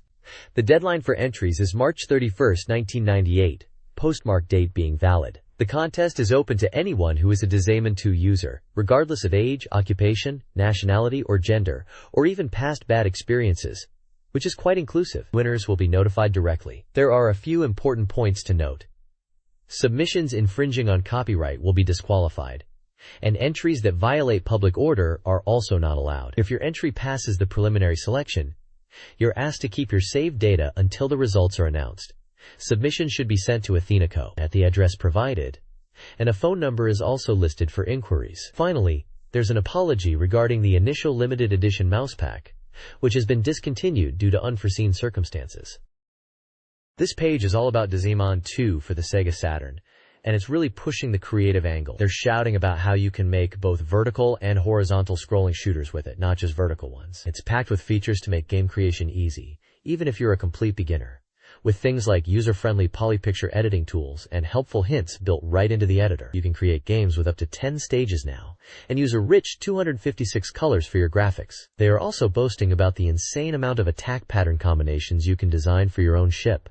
A massive 1029. Plus, they've ramped up the animation options, enemy variety and size, and even boss characters can be added to your creations. Sound design isn't forgotten either, with detailed sound settings and a 32-track music composer included, making it a really complete package for aspiring game designers. The overall message is that with Dizayman 2, anyone can become a game designer and create satisfying games, even hardcore players. This page is dedicated to Suikoden, Tenmei no Chikai, which translates to Suikoden, Oath of Heaven, although it is subtitled Tendu 108 Stars. This historical simulation game from Koei for the SEGA Saturn is all about strategy and grand ambition in China. The page highlights the game's core gameplay loop of establishing strategic bases, specifically mentioning Ryozanpaku, and aiming to unify the land. They are really pushing the visual aspect, talking about beautiful CG for the strategic map, and how buildings like rice fields and taverns pop up in real time. It's being presented as a well-known and respected title that's been adapted into a simulation or strategy game for the Saturn. The release date is set for December 18th, with a price of 7,800 yen. Down at the bottom, it seems Koei is also looking to recruit staff for various roles in game development, like programmers, designers, and engineers, if anyone in Japan is interested in joining them. This page showcases a collection of historical strategy games from Koei. First up is Storm of the Restoration, focusing on the heroes of the late Edo period in Japan. It looks like a deep historical simulation, where you'll guide figures like Sakamoto Ryoma and Saigo Takamori to shape the Meiji Restoration. The game boasts over 200 characters and detailed strategic gameplay, and it's priced at 6,800 yen. Next we have Mori Motonari, the Three Arrows Pledge, part of the Aiketsu Densetsu series. This one delves into the Sengoku period and the story of Mori Motonari and his clan. It seems to be a simulation RPG hybrid, focusing on the dramas and human relationships surrounding the Mori clan's rise. This one is going for 7,800 yen. Finally, the page highlights power-up kits for two classic Koei strategy titles: Nobunaga's Ambition, Record of the Blue Sky, and Romance of the Three Kingdoms IV.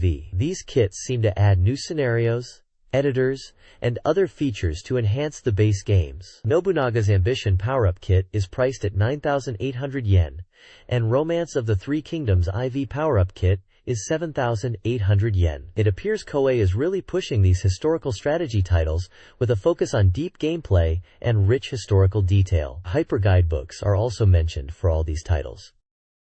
This page is an advert for winning Post 2 Final 97. A horse racing simulation game. The page highlights famous jockeys like Yukio Okabe and Yutaka Take, stating, "These famous jockeys appear in the game."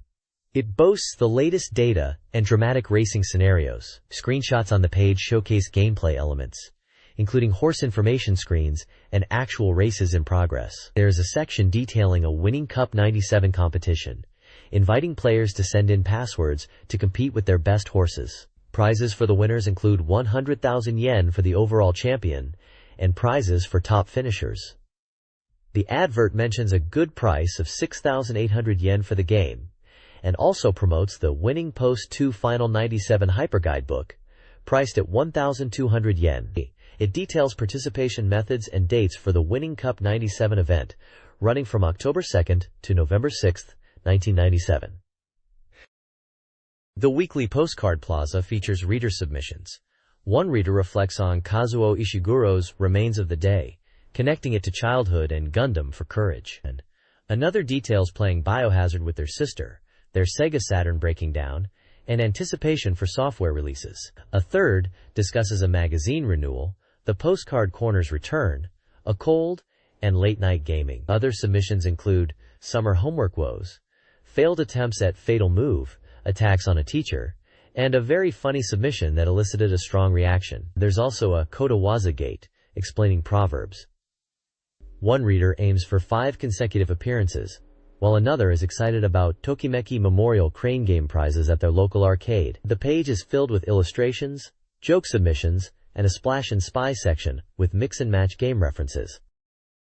This webpage features user-submitted content and articles about the SEGA Saturn. The site includes Manga Idioms, which uses manga panels to illustrate expressions, and the Saturn User Plaza, where users share opinions. One user anticipates buying a Saturn mag, while another laments the shrinking availability of Saturn software in stores compared to other consoles. An article explores the meaning of strategy guides, with the author reminiscing about the now-faded culture of creating your own guides and encouraging players to experience games without relying on them. Other sections include a comic about office game ideas, a Q and a Teach Me show, and a humorous comic strip called Ukari Father. News includes updates on Virtual Bartran 3, subtitled Lacrima Christi, a Tokimeki Parodius parody project, and a new Sega print club called Joint Amusement Club. User-submitted comics, presented in a manga style, are featured from users in Tokyo and Fukuoka Prefecture.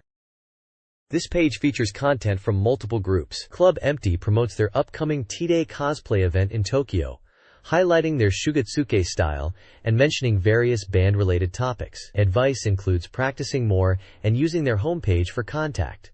Black Soup Screamers showcases a drawing by Matsumoto Munehiro. Heartsbeat discusses the game Painful Slot Shooting, with a player's review of the game and a comparison to Tetris.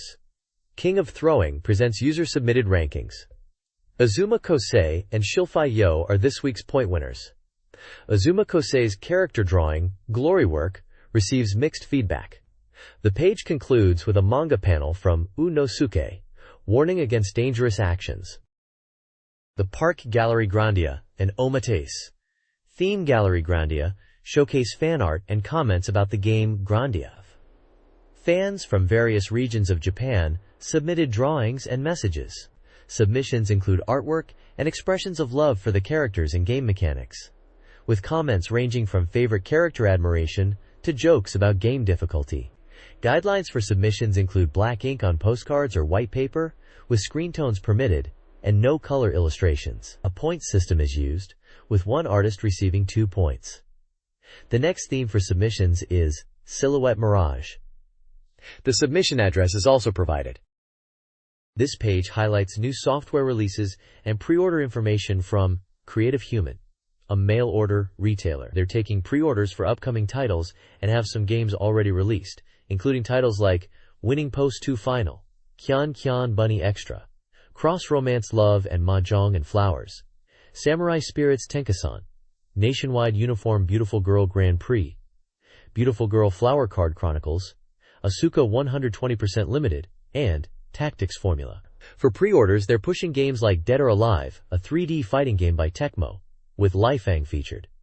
Pre-order bonus is a postcard. Zen Nihon Pro Wrestling from Sega is also up for pre-order, promising intense wrestling action. Then there is Blue Breaker, a romance RPG by Human with trading cards as a pre-order bonus. Street Fighter 02 is mentioned, bundled with a clear file as a pre-order gift. Other pre-order titles include Gald Sword, Mahjong Gakuensai First Limited Edition, Sakura Wars Steam Radio Show, Magical School Lunar, and Grandia, which is announced for release on December 18th, with pre-order bonuses like a premium catalog, music CD, and special goods. Towards the bottom right, there's a section for hardware and parts, with prices listed for items like Sega Saturn consoles, power memory, 3D pads, SS Music School, Yamaha, and other peripherals. Finally, there are ordering instructions and contact details for Creative Human. This SEGA Saturn magazine page spotlights various SEGA updates. It features the commercial for the Neon Genesis Evangelion digital card library, showcasing the effort put into capturing the series' intensity. The article also highlights the Sega JoyJoy telephone service for weekly audio updates, and the Sega Fax Club for information via fax. The Sega Video Magazine section advertises game footage for titles like Sonic SAR and Grandia. Flash Sega Saturn covers October releases, including Virtua Fighter 2 and Steep Slope Sliders. Finally, Sega Internet News announces updated illustrations on their homepage, the search for monitors for Voice World, and weekly content updates on Fridays on their websites, which are listed. This Sega newsletter features a Q and a session with Sonic, where Sega addresses fan questions. They aren't planning a Christmas Nights event, but are exploring new services. Regarding peripherals, details are still pending. Panzer Dragoon games support the multi-controller, with SWI requiring minor button adjustments. SEGA encourages aspiring programmers, highlighting that high school graduation is sufficient for application. The newsletter also promotes the SEGA Saturn Users Partners Fan Club. Columns include movie reviews by Take-chan, a discussion of Card Captor by Destra de Hirano, and Honey Hanaya discussing Pachinko. Finally, a big postcard recruitment is announced for fan input, and a Flash SEGA Saturn Volume 20 giveaway is taking place. This page showcases the fourth installment of the serialized novel Tsukyugurentai in SEGA Saturn Magazine. The title of this episode is Yashida Kaoru, Working in the Shadows. It's based on the shooting game by Rationalizing, with the original concept credited to Rationalizing, and the writing by Takuichi Ishida. The page details the premise of Tsukyugurentai, introducing it as a science fiction drama centered around the Scarlet Crimson Platoon, a private defense force affiliated with the company Hiboshi. They're tasked with dangerous and sometimes politically sensitive missions. The story revolves around 3 pilots from this platoon: Yahatajima, Yatsugi Ryota, and Kunimura Rika, along with other individuals connected to them, weaving a dramatic science fiction narrative. A summary of the previous episodes is also provided, mentioning that in year 2556 of the Western calendar, on September 8th, the unidentified black fog attacked the Hiboshi Corporation's main star. While the Scarlet Crimson Platoon successfully repelled the attack, Yatsugi and Mikatsuki believed it was merely a diversion. The summary hints at the return of former JDF member Kunimura, her reappearance being linked to a series of events, and Mikatsuki's near completion of simulations to face Kunimura in the Yahatajima mecha. It concludes with the emergence of a mysterious indigo-colored machine and the initial attack they suffered, implying Yashida is now on the move to pursue the truth. The next page continues the Tsukyugurentai novel, focusing on a conversation between Yashida and Kunimura in a restaurant. They discuss a recent attack and the appearance of a mysterious machine called Yahatajima, a 3-letter code that's unfamiliar to Kunimura and seemingly not in their database. Kunimura reveals she checked the company database for Yahatajima, but found no record, suggesting it might be a deliberately hidden or special access item. Yashida is concerned about the Hiboshi Corporation concealing information, and suspects a deeper reason behind it. Kunimura expresses worry about her own potentially precarious position, and confides in Yashida that she wanted someone to know the situation. The page also includes character profiles introducing 4 individuals. Yahatajima Kaoru, leader of the Scarlet Crimson Platoon, 24 years old, respected and trusted. Known for her sharp intuition. Yatsugi Ryota, JDF pilot, 19 years old, a talented newcomer with exceptional piloting skills, competitive and aiming to improve, even after losing to Kunimura in a simulator battle. Kunimura Rika, formerly with JDF, now in Moon Surface Procurement and Defense at a related company. A skilled pilot, known for beating Mikatsuki and Yashida. She has returned to Scarlet Crimson Platoon's 2nd Squad due to the recent incident. Brent Yamagata, belongs to the Brent Mountains Shape Investigation Department, 24 years old, of American and Japanese heritage. Physically strong, but with a sometimes weak-willed personality. Good at computer hacking and investigation. The next page continues the Tsukyugurentai novel, focusing on Brent Yamagata. It mentions that Brent Yamagata wasn't actually from the Yamagata Mountains, which is described as a recent rumor. It describes Brent walking late at night in a less-than-safe entertainment district, and he is approached by 4 men who seem to be trouble. Despite feeling apprehensive, Brent tries to be brave. The page also features a profile of a vehicle, the 3rd Unit SOQ-025 Huga. It is described as a small, atmospheric combat aircraft for land deployment, belonging to the S.O.Q series, and designed for operation in high-gravity environments like near Jupiter. Pilot is named as Kogamura Rika. Key stats are listed as overall length, 19 meters. Overall width, 18 meters, 60 centimeters. Overall height, 12 meters, 40 centimeters. Weaponry includes diffused web, dead angle biased heavy particle cannon, random, concentrated web, searchlight focused non-interference double cannon. Finally, there are 3 views of the Huga mecha shown: front, side, and top. In this excerpt from a novel, Brent is confronted by 4 men who harass him. They corner him, comment on his size, and trip him. A woman named Yasuda intervenes, surprising Brent with her low voice. She scolds him for being late and demands more from him, hinting at a prior arrangement and financial strain. The page also announces Rancializing's development of a Saturn port of Battle Garega, addressing fan inquiries. They confirm the port's development after initially remaining silent. Rancializing emphasizes the port's quality and seeks player input for bonus content. Finally, the page includes contact information and a profile for Sotoyama Yuichi, a Rancializing employee involved in Tsukuga planning and programming. His favorite game is Jigoku Meguri. This page is a sales advertisement from a store called Santa, listing a massive selection of SEGA Saturn games and related products available for mail order. It's like stepping back in time to browse a dedicated game store catalog. They're selling brand new software, which is interesting considering the Saturn was out for a while by this point. The page is packed with lists of game titles, categorized by platform, not just Saturn, but also Mega Drive, Mega CD, 32X, and even Game Gear games. It's quite a retro selection even for back then.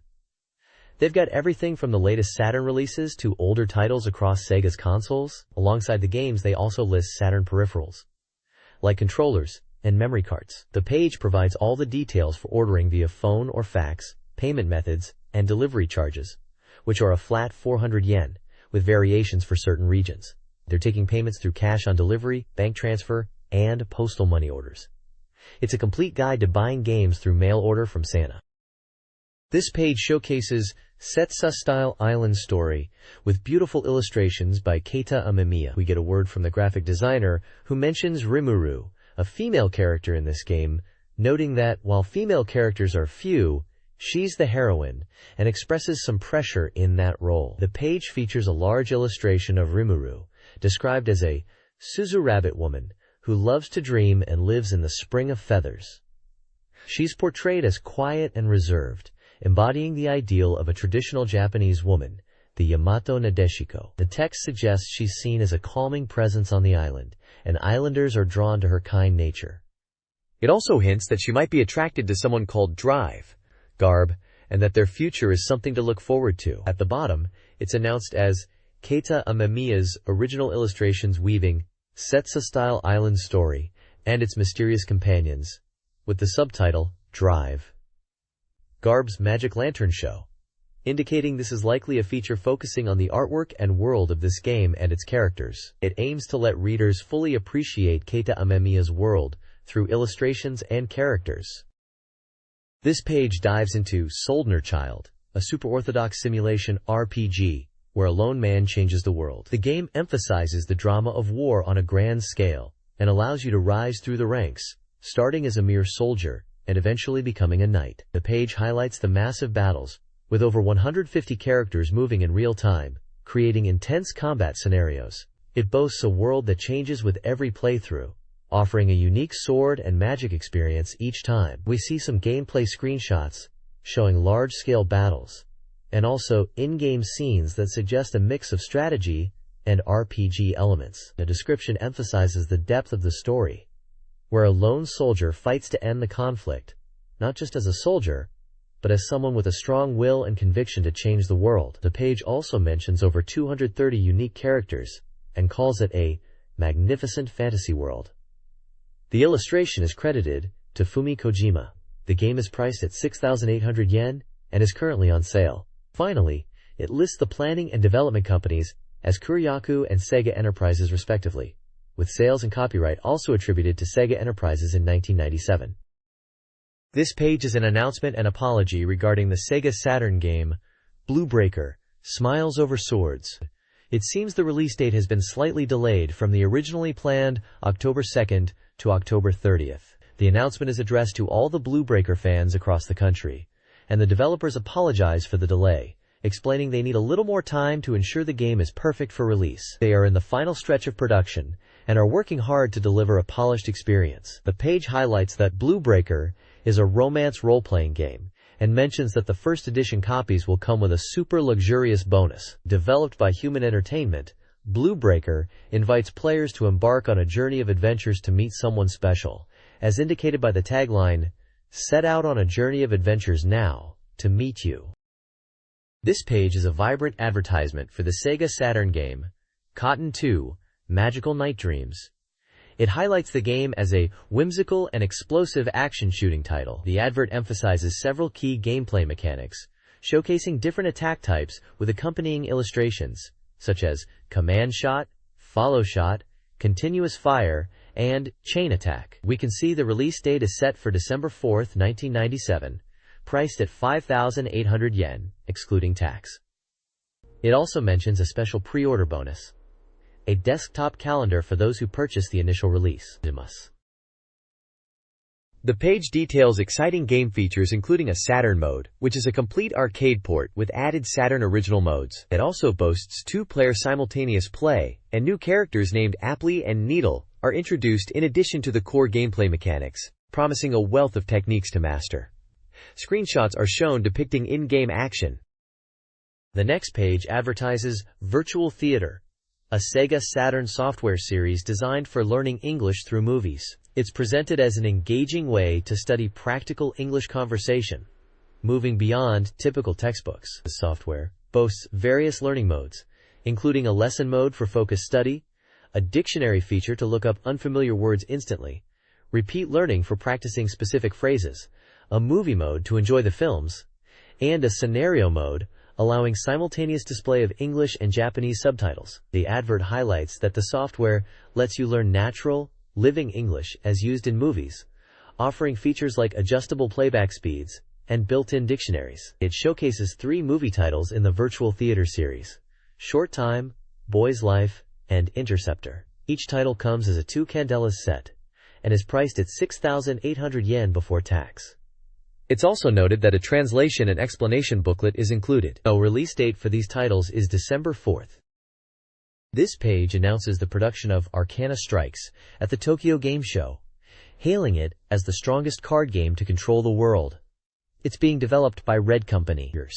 The article details the unveiling event held from the 5th to the 7th at Tokyo Game Show. It mentions that the creator was inspired to make Arcana Strikes about 2 years prior after playing Magic the Gathering and finding it interesting. The game is being developed for computers, but the article emphasizes the shift to a card game format. They talk about the challenge of creating 300 card illustrations, which was a significant undertaking, taking around 2 years for one designer to complete. The developer explains that the game concept revolves around collecting cards and building strong decks to win. They aim to make it enjoyable even for beginners, suggesting a system where players can easily swap cards on the computer to experiment with different deck configurations. The core gameplay loop involves using cards to defeat enemies and acquire stronger cards, which seems pretty standard for card battle games. There's a section highlighting rare cards, mentioning that famous illustrators are involved in creating these special cards, adding to the excitement of collecting them. Screenshots of the game and battle are also shown,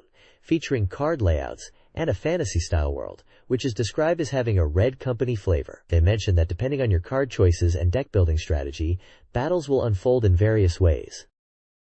This page is a report from Wonder Festival 97, focusing on figures and especially the massive popularity of Sakura Wars. The event, described as a festival of garage kits, shows that anime and game figures are a big draw, with Sakura Wars being the standout. Figures of characters like Sakura Shinguji, Sumire Kanzaki, Maria Tachibana, Iris Chateaubriand, and Kumi Fujieda were prevalent. The report also touches upon the early Winter Wonder Festival, which is expected to continue the Sakura Wars trend. There are pictures of figures and cosplayers, described as promised cosplay sisters, highlighting the cosplay scene at the event.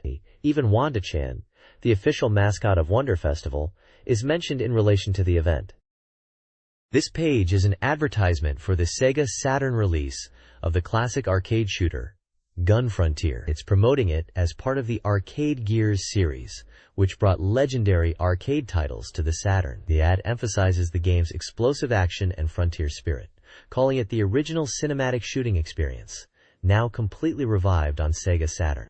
It also mentions that a strategy guide created by the Gamist magazine staff is included, which was a big selling point for hardcore players back then. The price is listed at 4,800 yen, and it's advertised as a shooting game for 12 players. There's also a list of other target titles under the Arcade Gears banner, including Pulirula, Wonder 3, Edward Randy, The Cliffhanger, and Image Fight and X Multiply. Release platforms are mentioned as PlayStation and SEGA Saturn, with some games listed as already available, and others as having planned release dates in Heisei 9, 1997.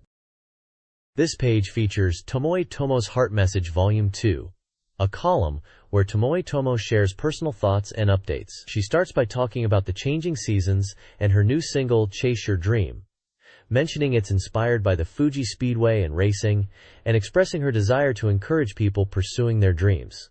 She also reflects on turning 26, and appreciates messages from fans, joking about her youthful spirit. She then teases that she wanted to talk about her favorite food, but ran out of space, promising to discuss it next time.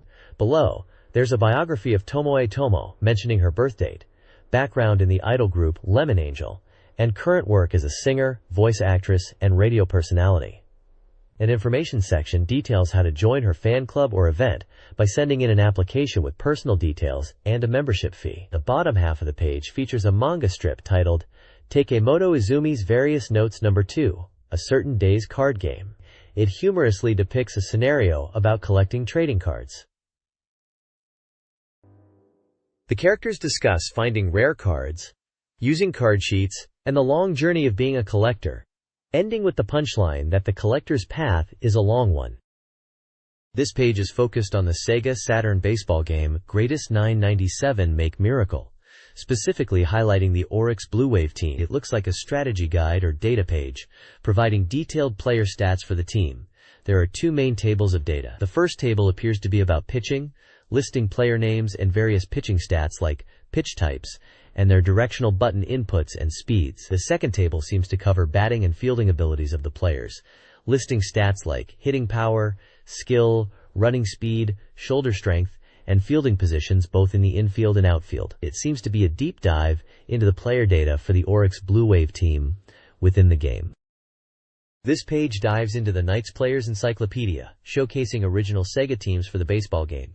We've got 4 teams highlighted here. First up is Elliot, described as the main character from the Knights team. Apparently he's supposed to be good at everything, excelling in sports. In the game he was a power hitter, but seems to be a well-rounded player here too. Then there's Astal, who's from the 1995 action game Astal. Despite being a pitcher, he's described as having power-hitting ability. It mentions his voice actor is Kotono Mitsuishi, who played roles like Usagi Tsukino. Next is Rirala, also from Knights. She's the rival character and the mascot of the Knights teams. It's mentioned she's only available as a player here, and wasn't in the team as a mascot in the game, with balanced stats. Finally, we have Wiseman, who's described as the mascot of Knights, and lives in Knightopia. His wing-like image is reflected in his pitches. It's noted he has low inning stamina, but can still perform super plays. Below these team descriptions, there's a big table of player data for the Japan Ham Fighters. It lists player names, their uniform numbers, pitching arm, batting stance, and various stats for hitting, power, technique, running, and shoulder strength. It also details their fielding positions and stats related to their pitching and batting abilities in-game, including curveball types, direction button inputs, and speeds. It's a pretty detailed rundown of the team's player attributes within the game. The Knights Players Encyclopedia continues with SEGA character teams for the baseball game. Featured are Eggman, Sonic series, known for his low speed; Sonic, whose strength remains significant even without his trademark speed; Kyle from Panzer Dragoon, a powerful hitter despite his young age; Knuckles, Sonic series, also a power hitter; and Silka, Phantasy Star 2, a wind elemental character whose speed has improved. Following these character descriptions, a new table details the Seibu Lions baseball team. It provides player information including names, numbers, playing styles, and various in-game stats such as hitting, running, fielding, and pitching abilities. This mirrors the format used for the Japan Ham Fighters team presented earlier. This page continues, the Knights Players Encyclopedia, focusing on more SEGA character baseball teams. We see character profiles starting with Espio from Sonic, appearing in Sonic the Hedgehog Triple Trouble, noting his average hitting power. Fang, also from Sonic, specifically Sonic the Hedgehog, Triple Trouble 2 on Game Gear, is mentioned as a Sonic character designed by someone with many fang goods. Gash, from Panzer Dragoon Saga, is described as Edge's helper, with the reviewer joking, he must be important to be in a baseball game. Moving on, Edge is profiled, again from Panzer Dragoon Saga, described as the main character, with a note about him appearing early in the game. Musashi from Rhapsody of Zephyr is next, mentioned as a leader and action game protagonist, noted for his ninja-like speed. Lastly, Adam from Streets of Rage is featured, described as a popular character who pleases fans with his unconventional life and is loved by the reviewers even in baseball form. Below this, there are tables detailing baseball team data for Kintetsu Buffaloes and another team roster, listing player stats and positions, but this is mostly detailed data for baseball enthusiasts and doesn't highlight specific game content beyond team names and player stats.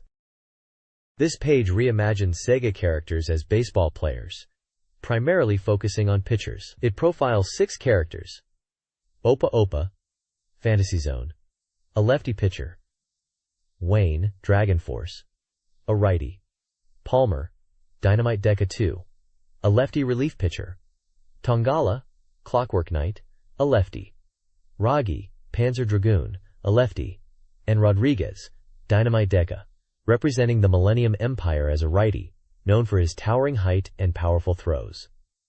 Each profile highlights the character's origin and, often, a playful comment about their inclusion. Following the pitcher introductions, team roster data for the Chiba Lotte Marines is displayed, featuring player names, positions, and detailed stats for strategic baseball gameplay. This page continues the Sega character baseball theme, showcasing more characters as pitchers. First up is Janoon from Dragon Force as a right-handed pitcher, humorously noted as a female character who ended up as a catcher despite initial thoughts. Leon, also from Dragon Force and a lefty, has stats surprisingly lower than Naoto Kanmi. Neely from Phantasy Star 2 is a right-handed pitcher and is highlighted as a high-ability heroine and considered fast. Then there's Naoto Kanmi from Sakatsuku, a right-handed pitcher described as a secretary type, seemingly a more unexpected character for baseball. Baro Baro from Clockwork Knight is a left-handed pitcher, known for incredible speed, even faster than Sonic and Knuckles in the game. Lastly, Alec from Alex Kidd in Miracle World, a right-handed pitcher, is remembered as Sega's former mascot before Sonic took over. Below the character profiles, there's team roster data for the Fukuoka Daihawks, with player names, back numbers, throwing and batting styles, and detailed stats including hitting, skill, running, and shoulder strength, along with defensive positions. It also lists directional button inputs for various pitch types in the game. The next page continues the Sega character baseball theme, introducing 5 more characters as baseball players, presented as profiles. First is Blaze, a right-handed pitcher, described as being like Adam from Bare Knuckle, Streets of Rage, known for his knuckle pitch, but apparently, his axle move didn't make it in. Chelsea, a left-handed pitcher from Clockwork Knight, is described as the heroine and Baro Baro's girlfriend, noted for possibly being machine-made and good at dead balls. Mikazuki, a right-handed pitcher from Dragon Force, is one of the main characters and a popular choice, wished to be seen in the DF series again. Randy, a left-handed pitcher from Bansu Vague Vi, likely Panzer Dragoon Zwei, is described as someone who overcame worries and became a relief pitcher. Lastly, Uni, a right-handed pitcher from Dragon Force, is a sub-character and was included due to fan requests, also mentioned as a moodmaker. Below the character profiles is a table that seems to be team data for Dynamites. It lists player names such as Kito Seiichiro, Tsuchiya Masaaki, and Matsunaga Masayuki, among others, along with their back numbers, throwing arms, right, left, both, batting styles, right, left, both, and various stats styles. These stats appear to include hitting power, skill, running speed, and shoulder strength. There's also information about defensive positions and directional button inputs for different pitch types, with names like slider, curve, and fork. The table details a comprehensive roster for the Dynamites team in this Sega baseball game. This guide for Momotaro Dentetsu, Chuki, focuses on 2 key strategies. First, invest in Kezuribushi Nagaya properties early on. Despite low income and attracting negative events, these evil properties draw the poverty god and disasters, protecting the player's more valuable assets through misdirection. Second, prioritize acquiring overseas properties, especially those in Ryugu, Dragon Palace. Although some, like those in Nagasaki and Sasebo, have negative properties, the high profit potential, over 800 million, outweighs the risks. Dragon Palace also offers warp holes for convenient travel. The guide also details various omamori charms. These charms, purchased and sold at specific prices, offer diverse advantages, including dice manipulation, teleportation, fixed distance movement, temporary invincibility, and the ability to affect rival encounters, adding strategic depth to gameplay. This guide catalogs omamori charms in Momotaro Dentetsu, Chuki, detailing their strategic importance. The table lists each charm's name, price, and effect. The charms offer diverse functions, including teleportation to specific map regions like Sendai Omamori, with some usage restrictions. Others offer strategic advantages, such as trapping opponents, Uzumashio Omamori, or moving to rival locations, Basyoge Omamori. Charms also influence dice rolls, cause map changes, like the money-yielding aka Oni Omamori, and inflict negative effects like dice penalties, Amanozyaku Omamori, or movement reduction, Ushioni Omamori. Powerful, expensive charms exist, like those that seal other players' charms or summon helpful characters, highlighting a deep strategic layer in the game. The Momotaro Dentetsu Chuki game features a wide variety of omamori charms with strategic effects. These charms impact gameplay through financial manipulation, player interaction, and map control. Financial charms include the loan charm for borrowing and the disaster charm for insurance. Fortune God and angel charms grant riches to all players, while the diamond charm trades other charms at a premium. Other charms focus on defense, property manipulation, and map movement. The Jiget and defense charms protect against attacks, while charms like the Sasuke charm allow stealing properties. The Yellow and Milky Way charms alter map elements and teleport players. Some charms introduce risk, such as the lottery charm. Others, like the Imp, Demon, and Great Demon charms, inflict negative effects. The Charmiating Bug and Sarioshiki charms add unpredictable elements, and the Fake charm enables deception. This diverse range enhances the game's strategic depth. This page presents a reader questionnaire from SEGA Saturn Magazine. It provides instructions on how to fill out the form correctly, with examples of good and bad answer formatting using numbers. The questionnaire itself covers a range of topics to gauge reader demographics and preferences, including gender, age, education, and ownership of SEGA Saturn software and hardware. It asks about reading habits concerning computer game magazines, and lists several magazine titles for readers to choose from. The survey also explores readers' social gaming habits, asking who they attend game shows with, and how frequently they submit questionnaires. Further sections delve into reader opinions on the current issue's articles, hardware ownership and purchase plans, and anticipated software purchases, listing numerous game titles as options. The questionnaire also seeks feedback on article quality, desired content, preferred game genres, and specific opinions on sections of the magazine like Game Clash. Ultimately, it's designed to collect comprehensive feedback from SEGA Saturn magazine readers to understand their readership better. This page showcases an advertisement for Can Can Bunny Extra. It's highlighted as the third installment in the series, described as a slightly racy romance adventure game. The advert uses anime-style artwork, prominently featuring a green-haired girl in a fantasy-themed outfit. There are also smaller screenshots showing different scenes and characters from the game. The text mentions, "With the magic of love, I can meet you again," hinting at the game's romantic themes. It's advertised as on sale now for 6,800 yen excluding tax, and is for the SEGA Saturn platform. The age rating indicates it's for players 18 years and older. It looks like a visually appealing romance game with anime aesthetics targeted at an adult audience. This page showcases two different guides. At the top, we have an exciting Time Bokan Complete Collection book. It's aimed at high school girls, and looks like a treasure trove of information about the entire Time Bokan series. They've included all the big names like Time Bokan, Yatterman, Zendaman, Otasukeman, Yatodetaman, Ipatsuman, and Itadakiman. It sounds like it's packed with character details, mecha designs, interviews with the staff who made these classics, and even valuable production materials, promising to be a must-have for any fan. This book is a 4 size and 128 pages, costing 1,600 yen. Below that, we have an advert for a strategy guide for a romance RPG called White Diamond. This perfect guide is for the Windows 95 version of the game and promises complete, meaning a full walkthrough. It highlights character introductions for 8 female characters, flowchart guides to help you navigate the game, and all the data you could need on items and sub-scenarios. It seems like it's got everything a player would need to master this dating sim. This guide is a 5-size, 128 pages, and is priced at 1,800 yen. This page highlights a few exciting new strategy guides and fanbooks. First up is the Miniska Police Fanbook, promising unseen photos from the Miniska Police game. It's packed with great visuals, including off-shot photos, behind-the-scenes looks, special interviews, and gameplay tactics, making it a complete fan must-have. Next, we have the Graduation's Official Guide.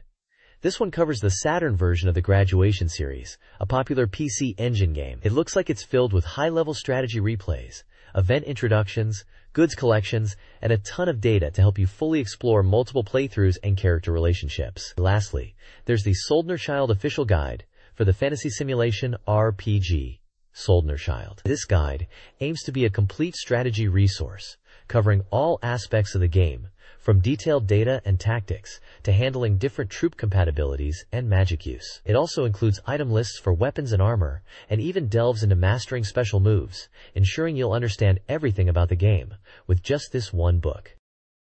This page is a special feature announcing a thorough strategy guide for Super Robot Wars. It's advertised as a complete capture guide for the game, releasing on September 25th from Banpresto, priced at 6,800 yen. It's a simulation RPG, recommended for all ages, and is for one player. The guide is broken down into several sections. 1-point advice, on pages 121,123, focuses on essential information like spirit commands and game tactics, aiming to provide the minimum necessary knowledge to enjoy the game without difficulty, especially for beginners. Map strategies, on pages 124,129, covers tactics from the beginning of the game to stage 14, offering map-based strategies, highlighting appearing units, reinforcements, and obtainable items. The scenario introduction section from pages 130,133 gives an overview of the story, from the battle with Sakiel up to the appearance of the Zeogath leaders. It assures readers it's spoiler-free, giving just enough information to prepare them. Lastly, the special interview, on pages 134,135, features an interview with producer Terada, discussing his feelings after the release and future plans. It mentions that this is the first part of the interview, with a second part to follow, promising more content to look forward to. This guide focuses on mastering spirit commands in Super Robot Wars.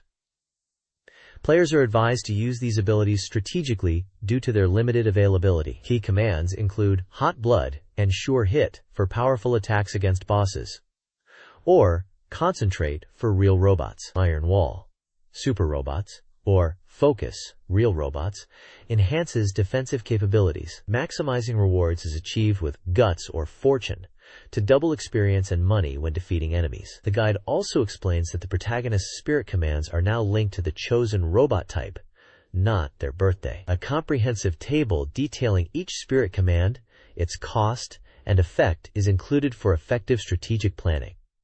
The 6th spirit command is yet to be revealed. This strategy game guide emphasizes understanding game mechanics. Key elements include managing guts and morale for attack/defense boosts and weapon access. Pilot abilities, particularly shooting stats, dictate weapon effectiveness.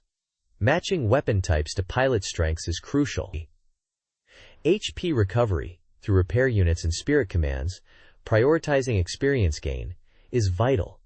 Though these actions decrease morale, utilizing items frequently is recommended due to limited slots and random acquisition. The guide also highlights specific units to watch out for: Age, Batu, Ashura Temple, Atul V, Wing Gundam, Gundam Death Scythe, and 3 Angels, Sakiel, Shamshil, and Gegiel. Strategies for each unit vary, often revolving around map weapons, evasion rates, or specific terrain/unit counters. This page dives into the strategy for Super Robot Wars Phi, continuing the guide from the previous page. It presents a scenario flowchart, splitting paths for Real Robot and Super Robot routes. The Super Robot route starts with a showdown against Mazinger Z and Getter Robo G, followed by battles against enemies from the sky, a special training mission at Oyama, and encounters with Poseidal forces and the mysterious Leal and Rena. The scenario progresses through Evangelion events, a combined Earth forces sortie, and a decisive battle in the South Seas. Things get complicated, with betrayal and the reappearance of enemies. A major turning point is highlighted, where the combination of Combattler versus might become impossible, leading to a scenario involving Goron and Devil Gundam. Depending on choices, players might face Devil Gundam again, or deal with a Goron crisis. The final stages in this section involve confronting Devil Gundam and the threat of Jet Scrambler. Throughout the flowchart, there are strategy tips for specific enemy units, such as Getter Dragon, Machine Beast, Geno V9, Zworth, Regugios, and Devil Gundam, advising players on their strengths and weaknesses. For example, Getter Dragon's Getter Beam is strong, Geno V9 has a long-range rifle, and Devil Gundam has high recovery power. The guide emphasizes understanding enemy capabilities and using appropriate tactics. This page continues the Super Robot Wars F strategy guide, now focusing on Scenario 8, which branches into Real Robot and Super Robot routes. For the Real Robot route, titled Decisive Battle Machine Core Attack, the guide suggests focusing on Mazinger Z. The strategy here is to be mindful of turn counts, utilize forest terrain for advantage, and use rocket punch and breast fire effectively against enemies. A key tip is to defeat enemies within 5 turns to obtain a high-performance leader item. The page details the initial player and enemy unit deployments, plus reinforcements appearing on turn 3 and 5. It also notes that defeating certain enemies will drop items, and some characters have special conditions. A specific point is made about Doman Kashu, advising players to prevent him from defeating Mezalis due to his high level. The Super Robot route, titled Hot Blood, Decisive Battle Machine Core Combined Flow, also emphasizes Mazinger Z as the core unit, but here the Decisive Battle Machine Core are intended to play a supporting role. The strategy again is to use forest terrain effectively. The Ron Bell team appears as reinforcements on turn 5 in this scenario. Item drops are listed for this route as well. Unit data tables similar to the Real Robot route are provided, showing initial units and reinforcements for both player and enemy forces, with Ron Bell's arrival on turn 7 detailed in the unit data. Scenarios 9 and 10 of Super Robot Wars F's Real Robot route are detailed. Scenario 9, Southern Sea Dead End, features the 6th Apostle Gagiel, who retreats after being defeated. Breadfire units and ground units pose threats. Focus on Gagiel and avoid unnecessary ground unit movement. Item drops include Auge, Nay, Chobham armor, and repair kits. Players start with the Troy Horse, Bright, and 12 units. Reinforcements arrive on turn 9. Scenario 10, Betrayal of Poseidal Forces, involves Poseidal forces. Use Argama's map weapons against approaching Garoi. Defeat Relgaios with air units, and gather on the island at E8. Poseidal forces, including Leshy, will appear. Important items drop, including Uliaios, Zeb, and Psychoframe. Players begin with Argama, Bright, and 15 units. Relgaios retreats south, and supporting Poseidal forces is challenging. Scenario 11 of Super Robot Wars F, Real Robot route, tasks players with defeating all Poseidal forces. Focus your main force southwest, where the enemy is strongest, potentially leaving northeast enemies to Argama. Shamshell appears on turn 4, and Poseidal forces retreat if Ni is defeated by turn 5. Defeating all enemies by turn 5 is the victory condition, but Shamshell retreats at 60% HP. Enemy forces include Auge, Nay, Ashura temples, Calvary temples, Bashes, Erins, Greyas, and Lays. On turn 4, Shinji and Rei join the player. Item drops include Auge, Nay, Magnet Coating, Ashura Temple, Anton Heckler, and Probalent tanks. Strategically, invest in unit upgrades using funds, prioritizing pilot abilities, especially the ones highlighted in red text. Boost movement and armor for real robots, HP, and armor for super robots. Upgrade energy reserves and main weapons, especially those effective against bosses or with attribute advantages. This page details strategies for scenarios 12 and 13 of the Real Robot route in Super Robot Wars F. Scenario 12 is titled Big Pinch R versus Combination Impossible. The strategy here is centered around surviving with just 3 battle machines until turn 3, when Rond equals Bell arrives. The advice is not to waste experience on battle machines, but to just evade enemies until reinforcements arrive. Unit data is listed showing starting player units as Battle Crushers and Battlecraft, and a large list of enemy units including Flying Fortress Ghouls, various machine beasts like Barzam, Gratonios, and Garrulus, and mechanical sauruses. On turn 3, the player gets Argama and 12 additional units as reinforcements. Scenario 13 is titled Surface, and the strategy focuses on show's survival and managing reinforcements. It recommends saving at the start and focusing on the battle against Zworth. Drumlow is mentioned as being effective with solid shot weaponry.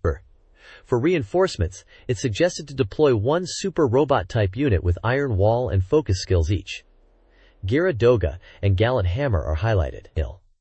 Unit data lists starting player units as Dunbine, and enemy starting units as Zworth and Gira Gallinger and Drumlows.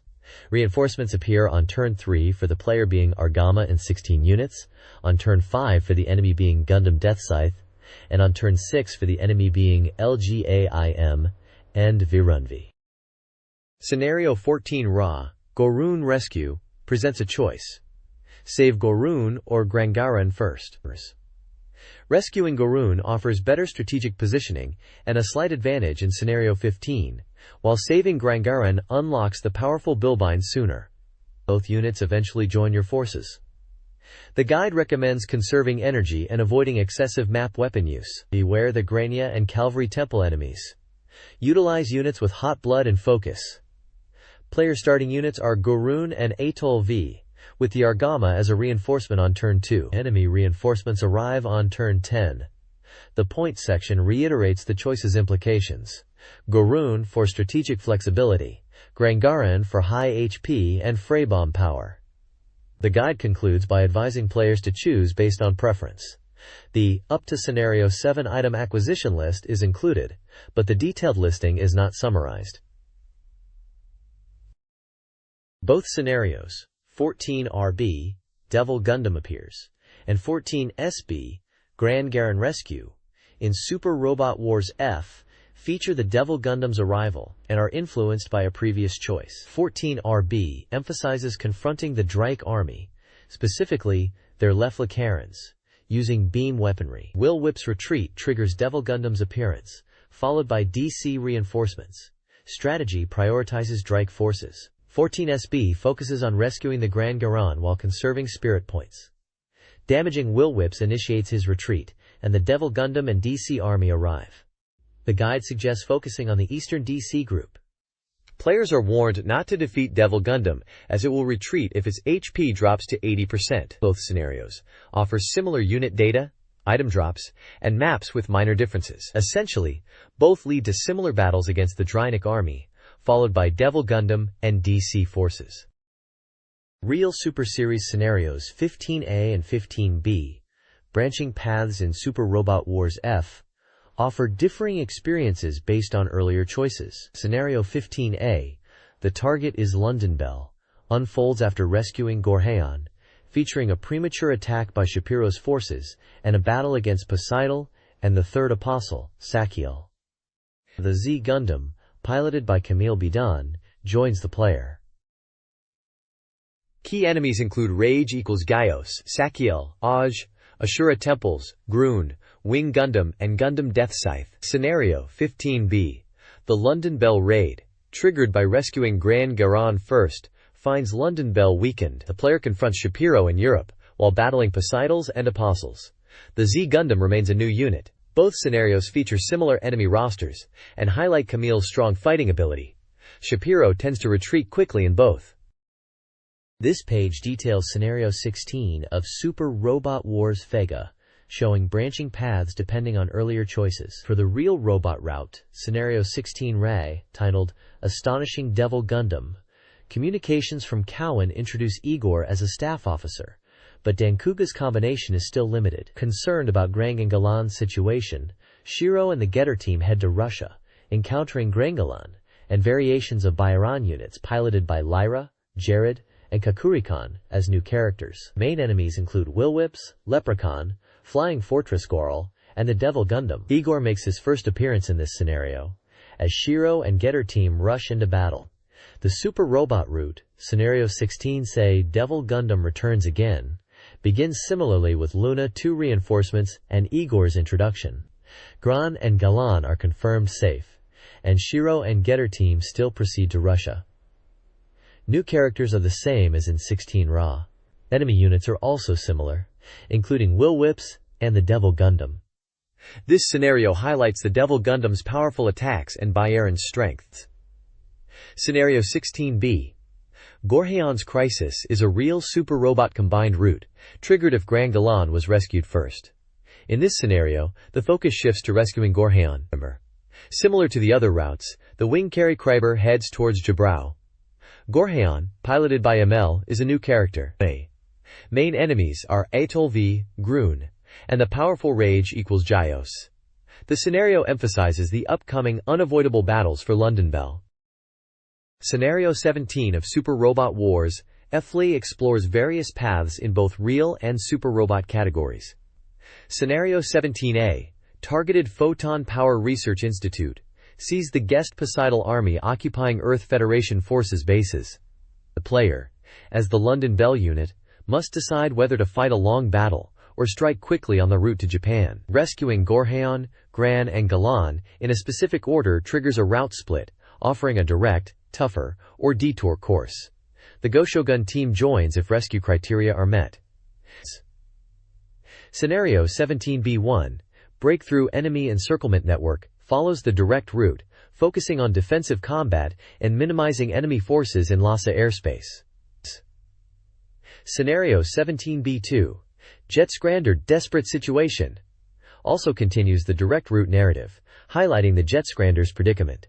Jetscrander Mazinger Z and Diana A appear here alongside the Goshogun team.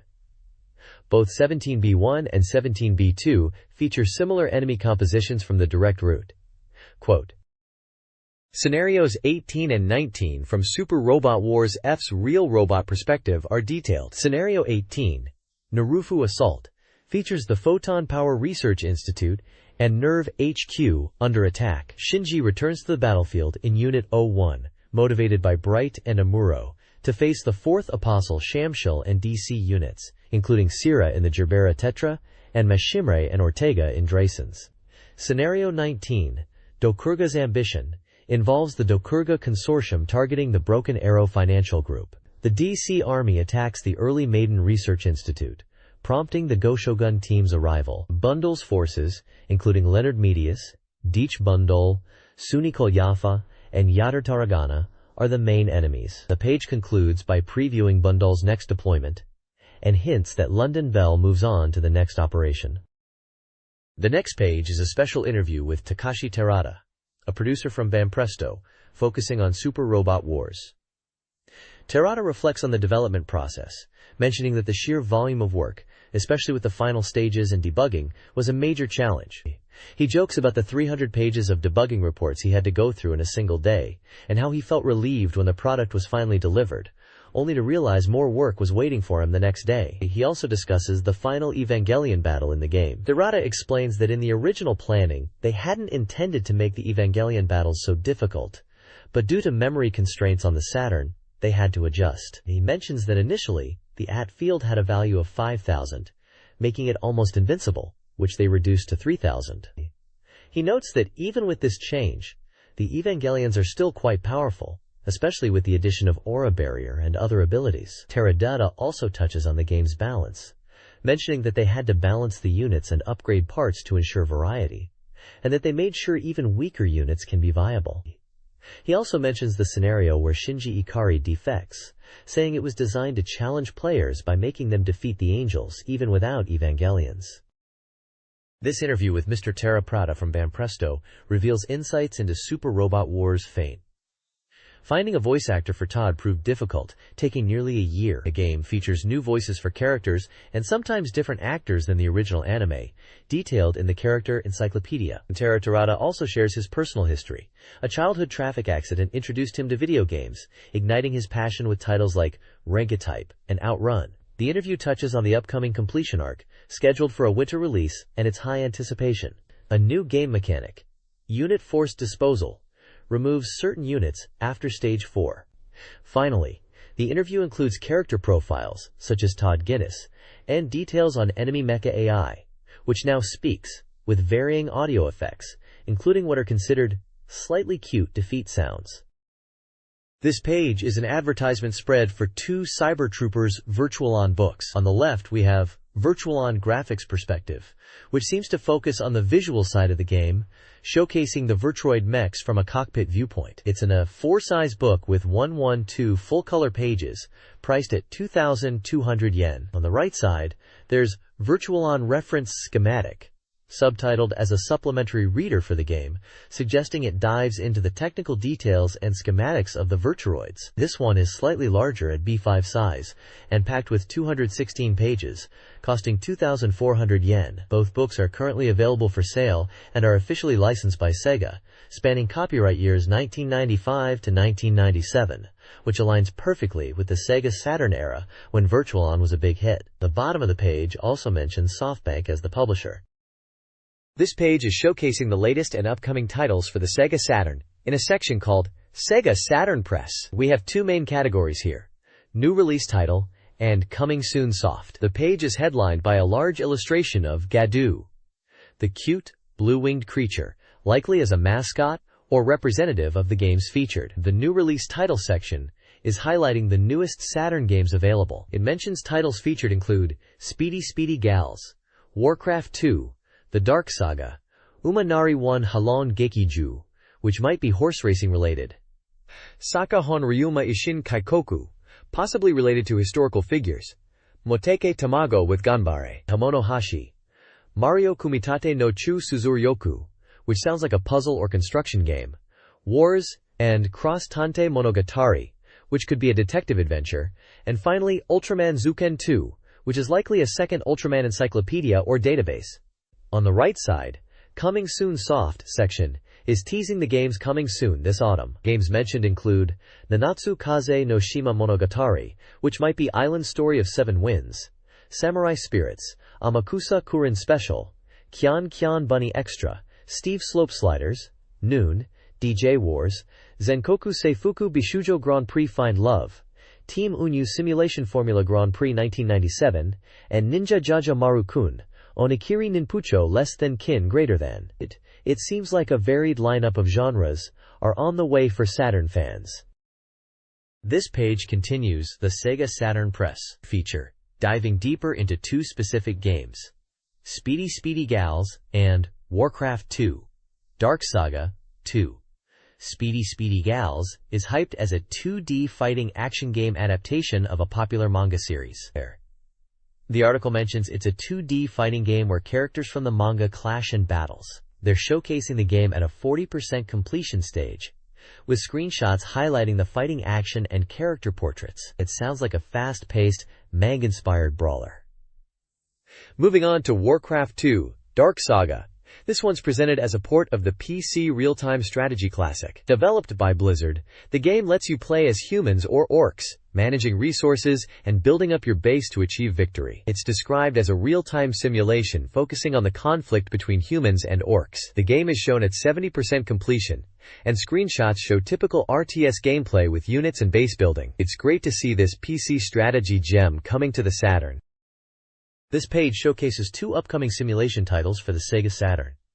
The first game highlighted is Umanari 1 Heron Gekijo, a horse racing simulation game. They're calling it a slightly different horse racing simulation. You start with 50 million yen and a horse, becoming an owner breeder to manage your stable. The game features over 1050 real racehorses and meticulously recreates the details. They emphasize the personality of the horses with 14 different types, making each horse unique. The game even features horse dialogue and voice acting, with scenes during races and training where horses talk. The review score is 80%.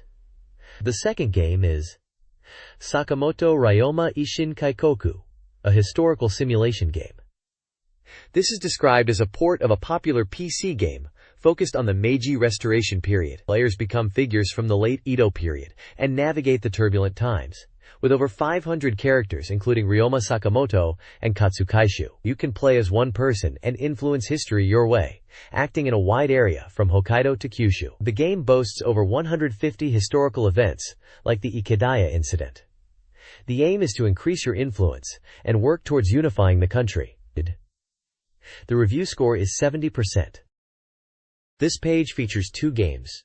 The first one is Moteke Tamago with Ganbare Kamonohashi, which is described as a cute and hot action game.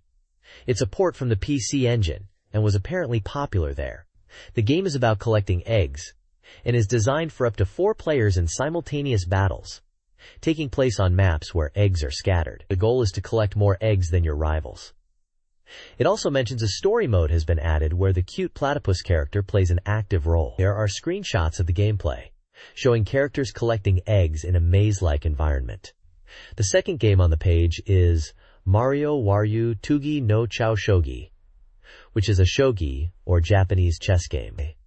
It's described as educational software from King Records, aimed at helping players improve their shogi skills.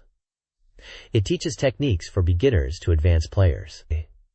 The game has different modes like skill building, training, and skill analysis, and includes over 200 practice questions to answer to improve your skills. It appears to have a ranking system and provides feedback on your play.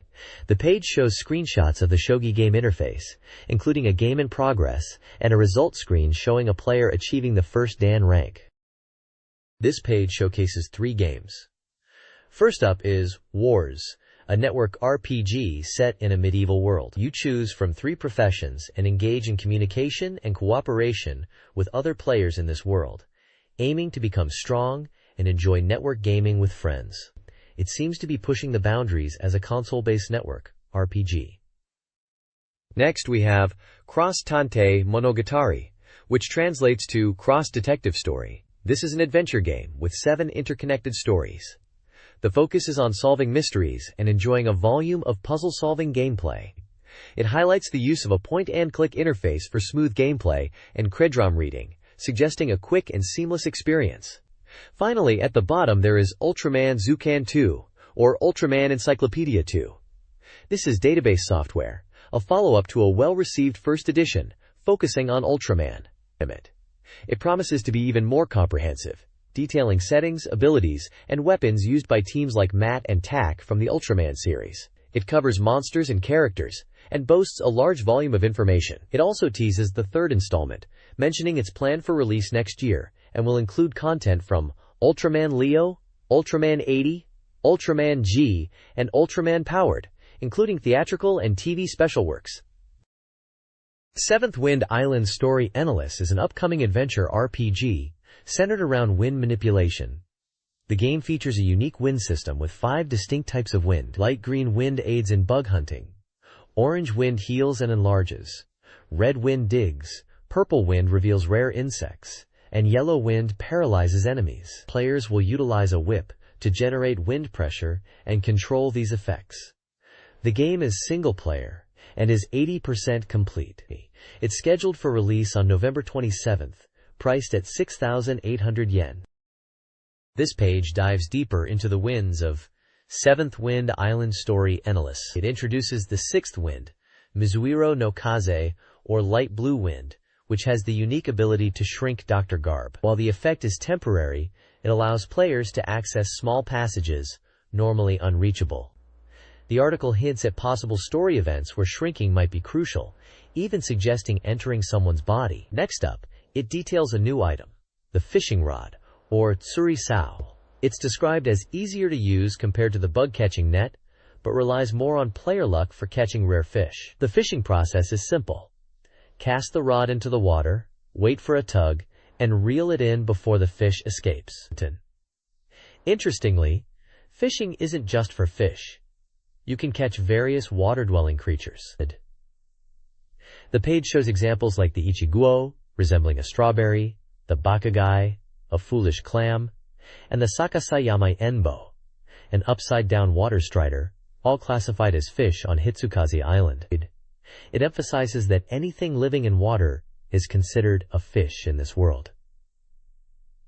Finally, there's a section pondering the color of the seventh wind, the last wind to be revealed. While naturally associating 7 winds with the rainbow, the game unexpectedly uses white as the color. The article questions if this white wind will be a countermeasure to the mysterious black wind, hinting at potential antagonistic elements in the game. This page introduces a new friendly character named Clion, specifically Elder Soul, in Seventh Wind Island Story Endless. Soul is found in the Island Plaza and is described as a wise and knowledgeable character who can give advice, especially about items. Initially, Soul hides inside his large shell, but he comes out and talks when you approach him, offering helpful advice with a kind face. The page then moves on to Kisuke, highlighting how he expands your action range. Kisuke, who is already your friend at the beginning of Chapter 2, waits for you near Dr. Garb's house. His special skill is cutting grass, which is crucial for removing obstacles, blocking paths, and opening up new areas. Cutting grass with Kisuke might also reveal items hidden within.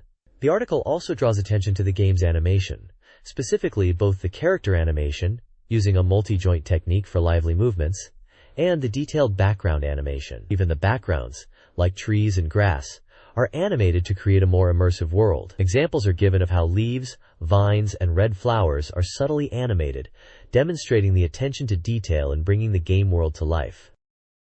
This page continues the introduction to Chapter 2 of Seventh Wind Island Story Endless.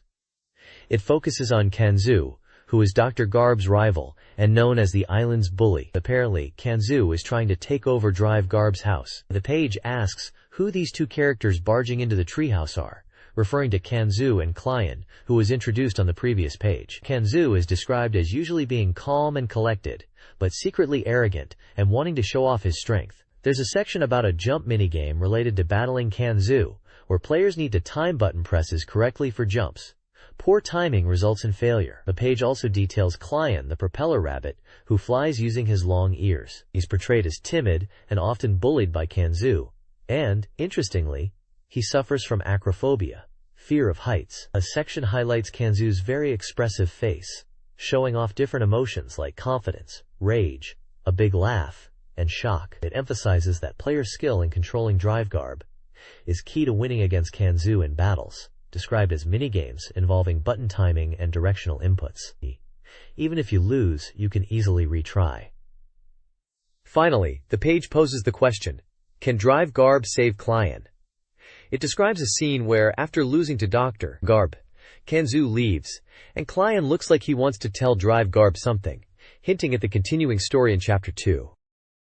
This page dives into the character specifics for the game Samurai Showdown IV, Amakusa's Revenge, highlighting the key aspects to understand for victory in battles. It's all about knowing your characters. The page breaks down character traits and fighting styles, emphasizing the importance of mastering normal attacks, special moves, and super special moves. It mentions that standard attacks come in weak, medium, and strong variations, and these can change depending on whether you're standing, crouching, or jumping. The guide stresses understanding the range, speed, and guard properties of attacks to utilize them effectively. The page then provides details for various characters including Haomaru, Nakoru, Rimuru, Hattori Hanzo, Galford, and more. For each character, it lists points to attack with, normal moves, special moves, and super special moves, providing example move names and button combinations. It looks like a guide to help players understand each character's strengths and how to use their moves effectively in combat. It encourages players to understand character features to master the game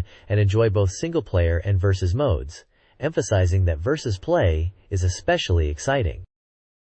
The next page delves deeper into combat strategy for Samurai Showdown IV. It discusses the flow of battle, emphasizing starting with suppression tactics to control space and force the opponent into predictable actions like jumping or dashing, which can then be countered. The Keys to Victory section highlights the importance of continuous attacks from guard breaks and using special moves. It mentions that combos are crucial, particularly 14-hit combos, to build the rage gauge, and weapon-flipping special moves for added damage. The page also features character-specific combat advice in tables, detailing points of attack, kensei, restraints control, and taiku, anti-air, strategies for various characters.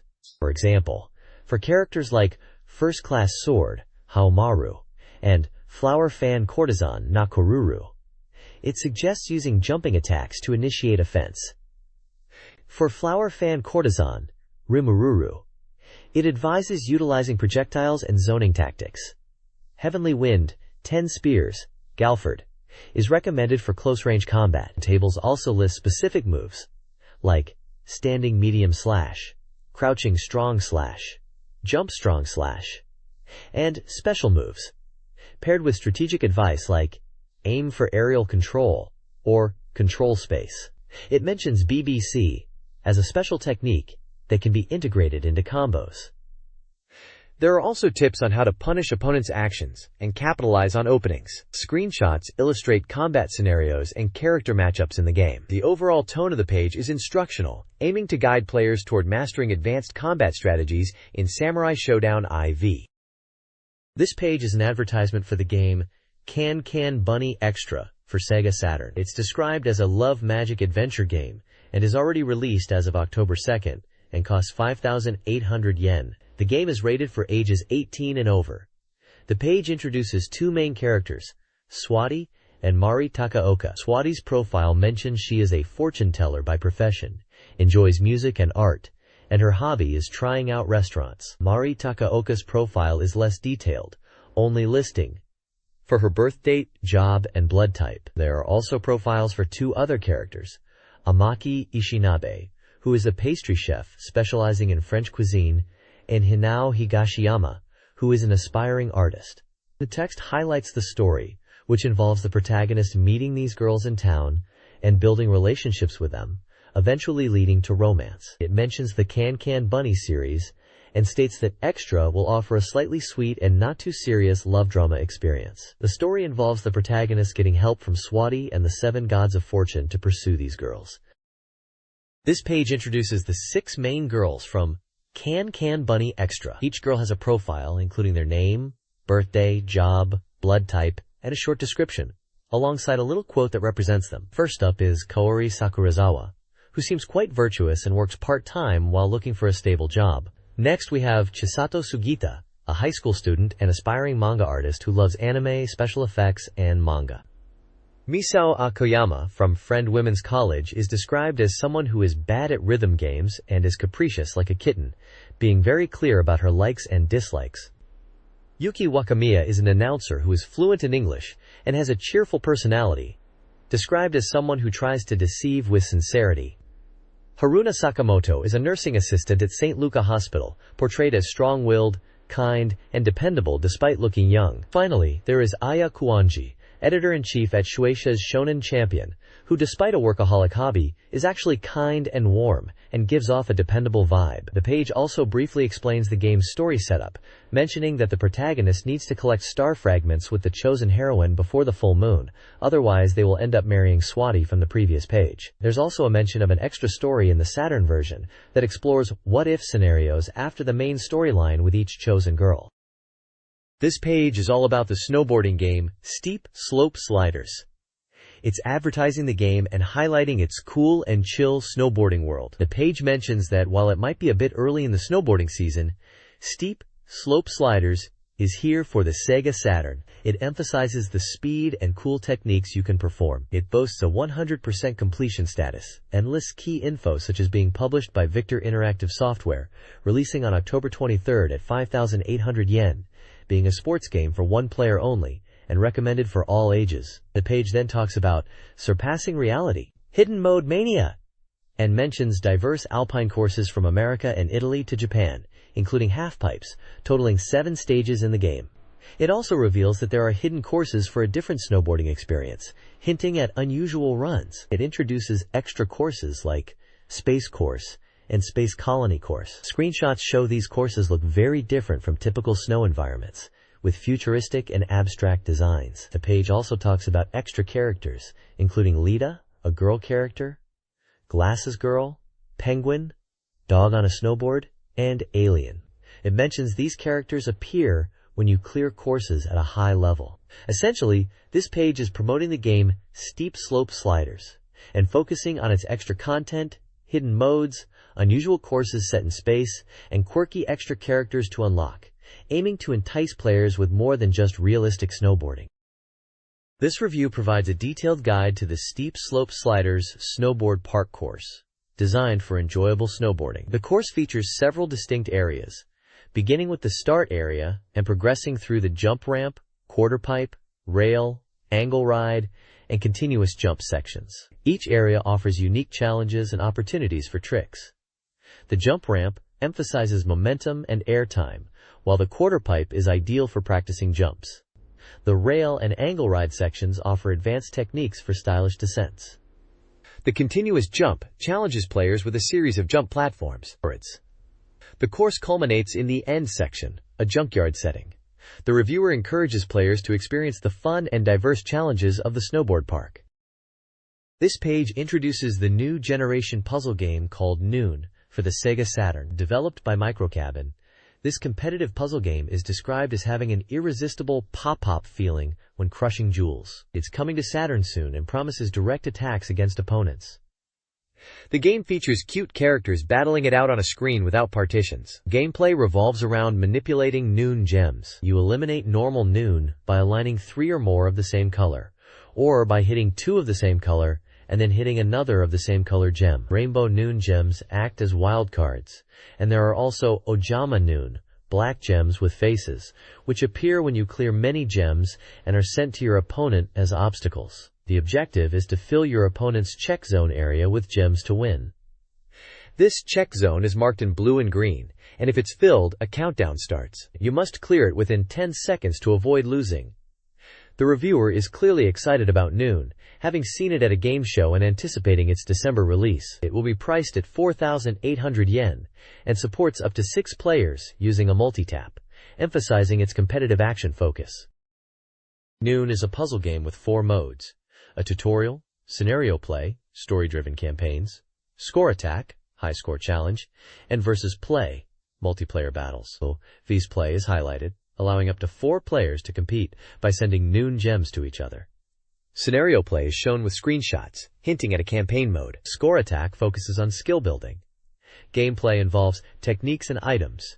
Clearing gems fills a must-kill technique gauge for powerful moves. Items appear during battles, offering strategic advantages but potentially backfiring if used incorrectly.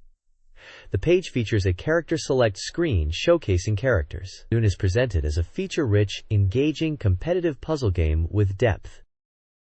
This page is all about DJ Wars, a music simulation game. It seems to be in development, as it's at 88% completion and slated for release in November, priced at 5,800 yen. The page highlights 2 game modes: DJ RPG mode and studio mode. DJ RPG mode seems to be focused on progressing as a DJ, building your skills and popularity, even aiming to become a lady killer DJ. Studio mode, on the other hand, is described as a place where you can freely DJ without time limits, letting you explore your creativity and even show off to friends who come over. The page also covers the Tokyo Game Show Spike Booth Report, where DJ Wars was featured. It mentions the booth had 2 floors, with a DJ booth on the 2nd floor, and that lots of people, including cosplayers, enjoyed dancing there. There's even a photo showing 3 girls, referred to as DJ Wars girls, who were apparently chosen through auditions, described as cute and adding to the excitement. The overall tone suggests DJ Wars is shaping up to be a fun music simulation game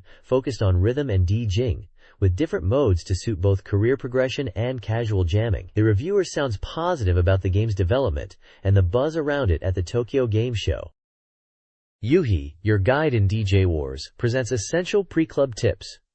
First, decide on a goal by choosing a club, using in-game DJ news to gauge atmosphere and genre. Next, DJ News Check lets you find hit charts for each area.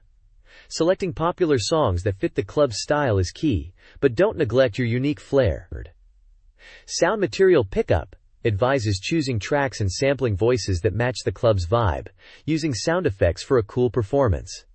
Finally, Practice at the end stresses home practice using turntables to perfect song transitions, flow, and timing before your gig. Embrace dedication to become a successful DJ, even if the crowd is small at first. This page showcases Find Love, a puzzle and adventure game for PC, emphasizing romance and beautiful girls. It's advertised as a National Uniformed Beautiful Girl Grand Prix title. Packed with volume and featuring 35 charming girls to interact with. The gameplay combines lighthearted puzzle challenges with adventure elements focused on communication and deepening relationships with these girls. Players will navigate through scenarios where they meet girls, solve puzzles, and engage in conversations to progress. The game boasts around 290 graphics in total, highlighting the visual aspect of interacting with these characters. The release date is mentioned as October 2nd by Daiki, and the price is 4,800 yen.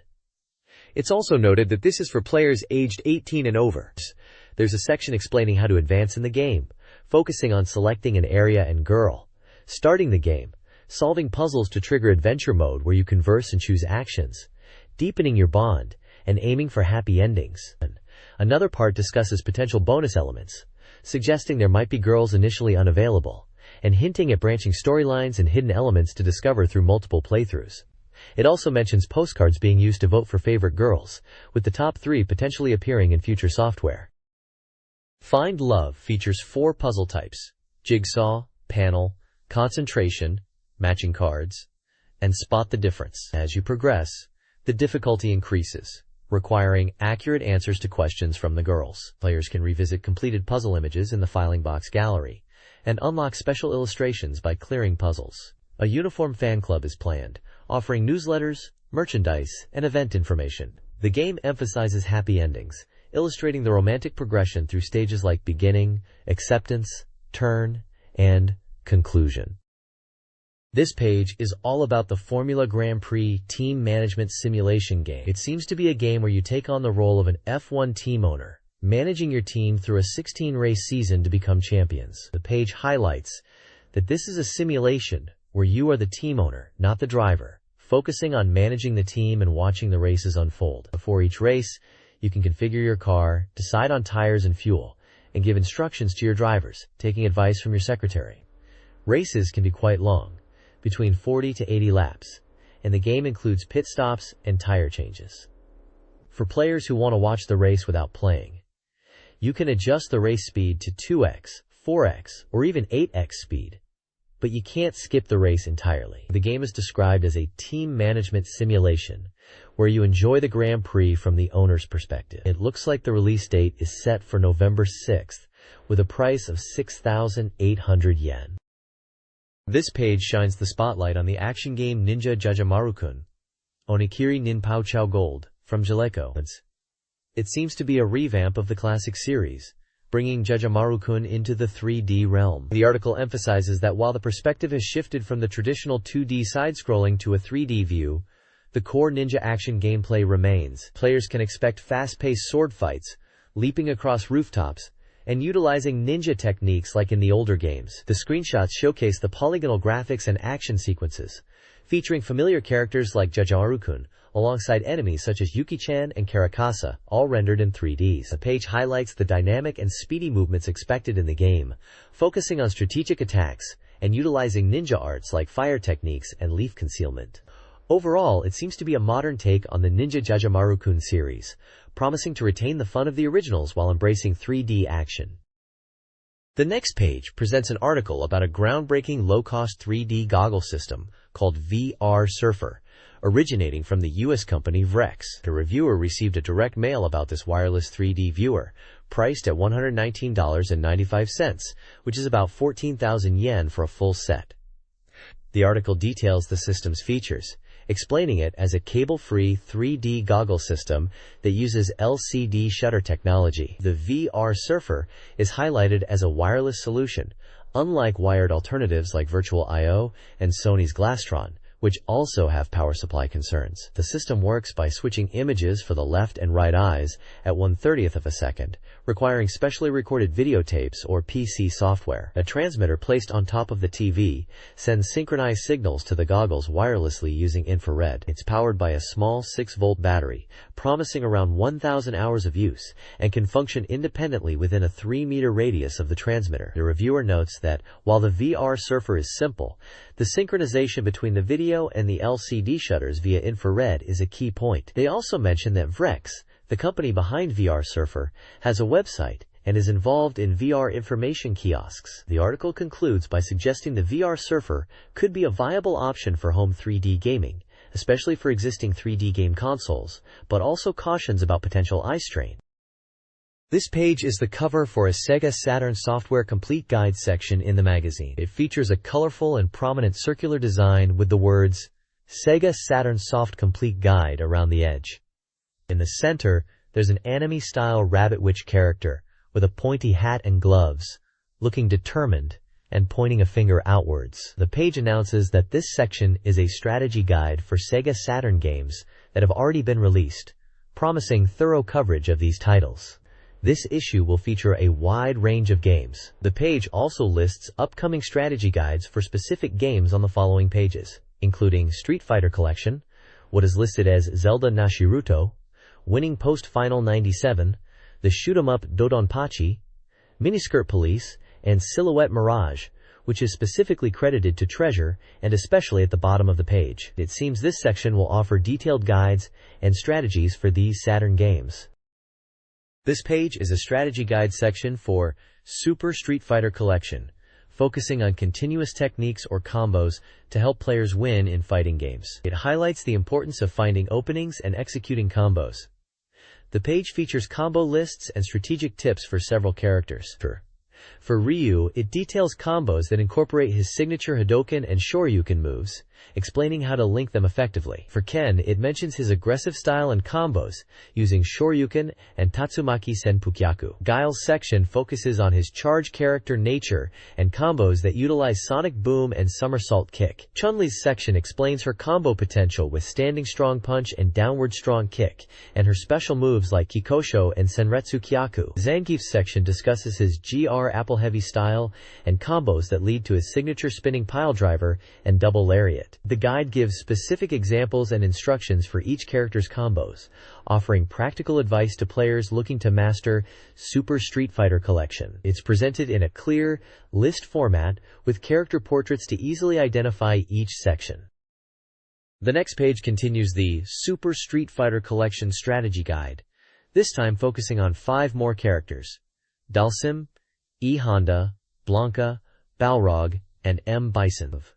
For Dhalsim, the guide emphasizes his strength in long-range combat and suggests using his Yoga Fire and sliding attacks as key moves. It notes that while he excels at distance, he needs to be careful up close. Honda's section highlights his strength in multi-hit combos, particularly his 100 hand slap. The reviewer mentions that his combos may not be flashy but are effective, and suggests focusing on incorporating the 100 hand slap. Blanka's strategy revolves around his rolling attacks, both vertical and horizontal, along with his electric thunder. The guide points out that Blanka is best used to disrupt opponents with unpredictable rolling movements. Balrog's section focuses on utilizing jump attacks and his charge moves, specifically the dash punch and headbutt. It suggests that Balrog excels at close-range pressure and capitalizing on openings with his powerful punches. Lastly, for M. Bison, the guide emphasizes his tricky and offensive playstyle, highlighting moves like Psycho Crusher and Head Stomp. The reviewer notes that Bison offers many combo options and encourages players to explore his diverse move set for aggressive gameplay. Overall, this page provides character-specific combo lists and strategic insights for players looking to improve their skills in Super Street Fighter Collection, using these 5 distinct characters. This page moves on to Street Fighter 02, highlighting special continuous techniques that are effective in matches. It mentions that moves that knock down opponents are key, and that the game allows for a variety of attack options after knockdowns. For Ryu and Ken, the guide details combos that incorporate their signature moves, like Hadouken and Shoryuken, explaining that these are reliable and effective finishing moves. They suggest that the easiest combos involve weak attacks into Hadouken variations. Chun-Li's section focuses on her combo potential, with Kikoken and Hayakuret Sukyaku, 100 rending legs. The guide points out her combos are versatile and effective in various situations. Guile's combos revolve around his Sonic Boom and Somersault Kick.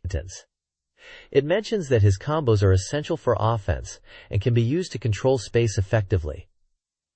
For Akadadon, the combos listed utilize his Jaguar Tooth and Rising Jaguar moves. The guide suggests Akambodon excels at aggressive, close-range combat with these moves. Finally, Zangief's section focuses on his command throws, particularly the piledriver, emphasizing their importance in his close-range grappling style.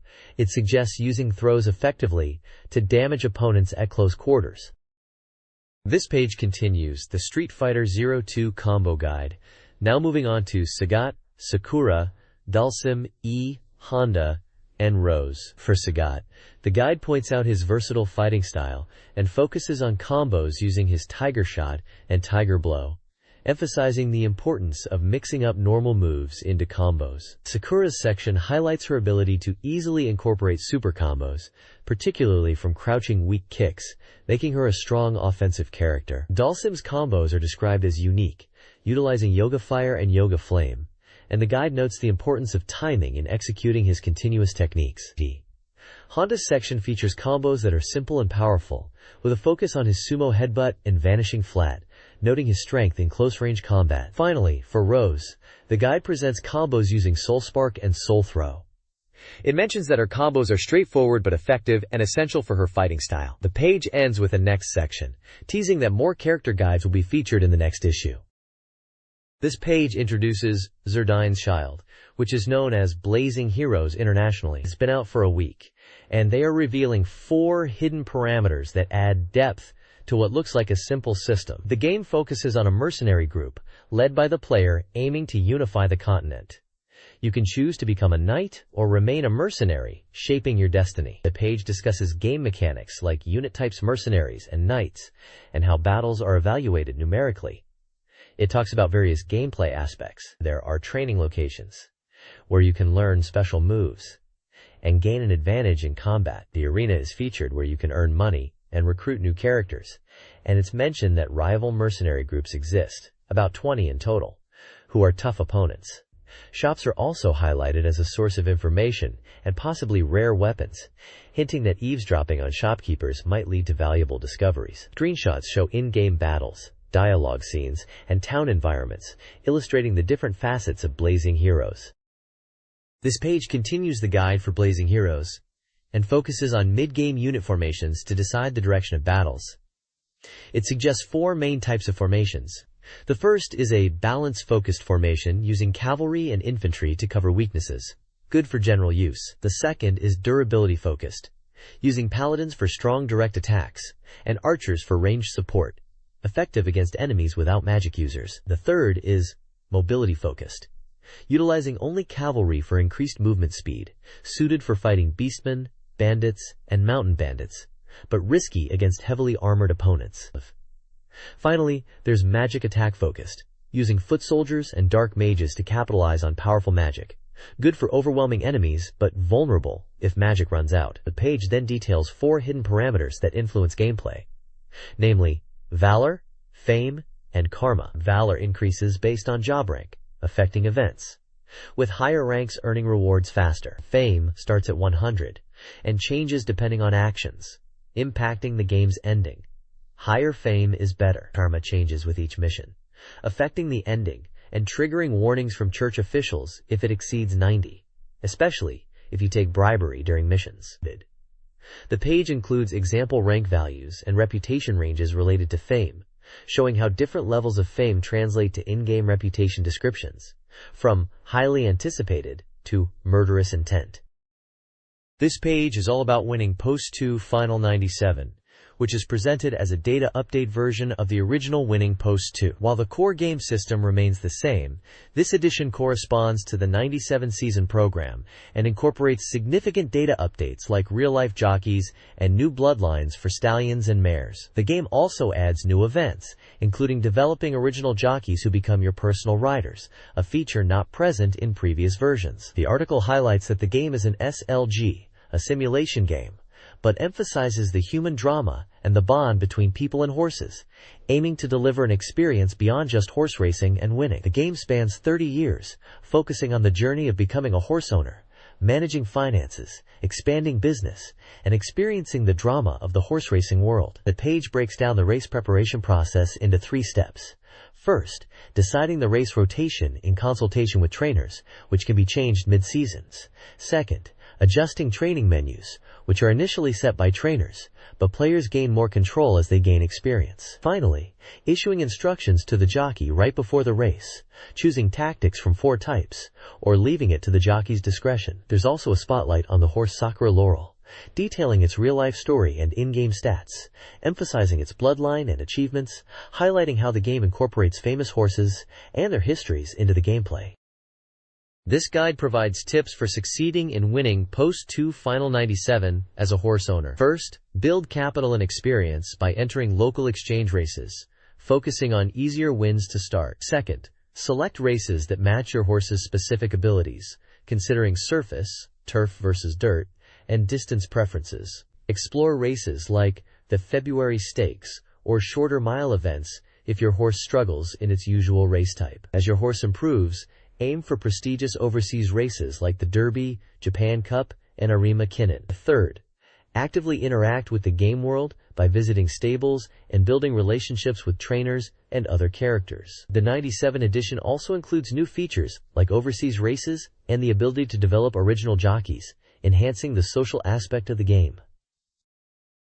This page is a guide focusing on Stage 3 and 4, Complete Strategy, for Dodonpachi. The page highlights key points for surviving the mid-stages of this intense, vertical scrolling shooter. Stage 3 is described as a large-scale aerial battle above the clouds, filled with countless enemies. Point 1 advises players to be cautious around 1/3 of the way through the stage when large battleships appear, noting their 360-degree bullet spread that's hard to evade. Point 2 details the B items scattered throughout Stage 3 to 13 in total, which are crucial for scoring up to 1 million points and appear after defeating specific mid-bosses. Point 3 talks about the large mid-stage boss, recommending players to destroy its turrets quickly due to the spread attacks and to grab the B items positioned behind it. The versus boss section provides attack patterns for the Stage 3 boss, a round, disc-shaped enemy. Pattern 1 focuses on destroying the left and right machine covers before targeting the main body, collecting B items that appear, and then destroying turrets under the machine covers. Pattern 2 continues attacking the main body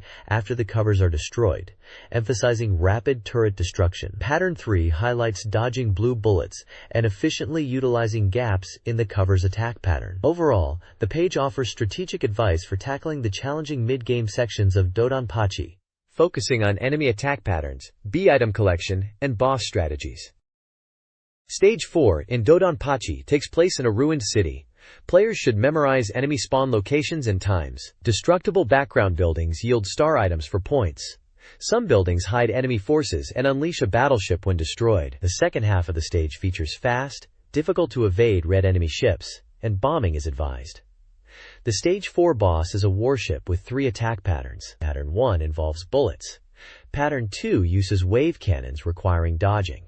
And Pattern 3 adds laser bombs, calling for the use of lasers and bombs to destroy the boss. For high scores, the guide emphasizes getting points by defeating enemies over the more complex and risky B bonus, which can lead to a more reliable high score. This page previews Dispatch, Miniskirt Police, from SATA Soft, detailing gameplay tips for its various segments. Hydro Panthera involves rapid-fire shooting, where timing and continuous action are key. The Iron Kettle Quiz challenges players with color memorization, emphasizing focus and observation of subtle differences, especially in bust-related questions. Slalom Panthera is a driving mode requiring full acceleration and obstacle anticipation, suggesting a center road driving strategy. Finally, the Minisuka Quiz is a highly difficult fan quiz, requiring intense memorization and note-taking, focusing on color patterns. The page includes screenshots and character photos, highlighting the game's unique and challenging quiz aspects. This page focuses on strategies for mastering the minigames in Dispatch, Miniskirt Police. For the Panthera shooter segment, it highlights that shooting skirts is key to getting items, specifically mentioning bras for power-ups and panties for speed boosts. It notes that the final boss is very tough with high endurance. Moving on to the Minisuka Quiz, it emphasizes the extreme difficulty and the need for strong memory to discern subtle color differences, particularly in bust-related questions. It even jokingly suggests recording videos as a last resort strategy to memorize the patterns. Slalom Panthera driving mode is discussed in the Panthera block section, where collecting items while breaking blocks is the focus. The page details the item effects. Blue panties give a temporary speed boost. Red bras enable rapid-fire shots. Green panties increase the number of shots fired at once. And trunks shorten the score bar. General tips for success across all games include mastering enemy patterns, staying focused until the very end, and sheer willpower, even suggesting getting friends to help clear it. It's a strategy guide tailored to help players tackle the game's unique and challenging blend of shooting, quizzes, and driving, emphasizing item collection and memorization tactics. This page dives into the fantastic treasure-developed shooting action title, Silhouette Mirage. It starts by saying goodbye to a closed world, suggesting the game breaks free from typical conventions and teases a deeper look into enemy data from the latter half of the game. The main highlight here is the revelation of a hidden trick to access an option mode. By holding X, B, and Z buttons while pressing start on the controller at the treasure logo screen during boot up, players can unlock this secret menu. Activating the debug mode within this option menu grants some seriously useful advantages. First, it enables stage select, allowing players to jump directly to specific areas of the game. Secondly, it turns the shop into a free-for-all.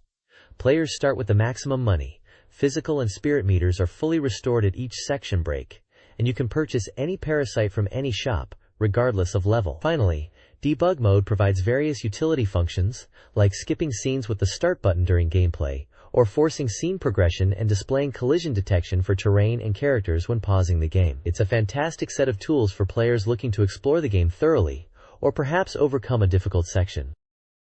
This page continues our look at the challenging shooting action of Silhouette Mirage, focusing on crucial boss data for Area 4. We get strategic breakdowns and move lists for 3 key opponents: Samson, known as Faust in the international release, Sala, and Delilah, often called Delilah. Samson, a silhouette attribute foe, demands careful footwork. The advice is to quickly defeat him using the opposite attribute, as you can't earn money from this fight anyway.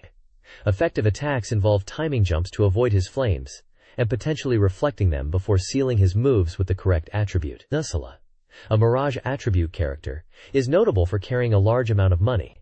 The key strategy here is to quickly lower her spirit rank, which significantly reduces her threat level. This makes her an excellent target for players looking to farm currency, but beware of timing attacks, as she can escape. Finally, we have Delilah, another Mirage attribute boss. Defeating her involves a unique mechanic: throwing the small creature called Dibule into a moving pot. Players must position themselves correctly based on her attribute and the Dibule's location. Her dangerous nose beam attack is difficult to reflect, requiring extra caution. The page provides helpful details on their special moves and suggested tactics.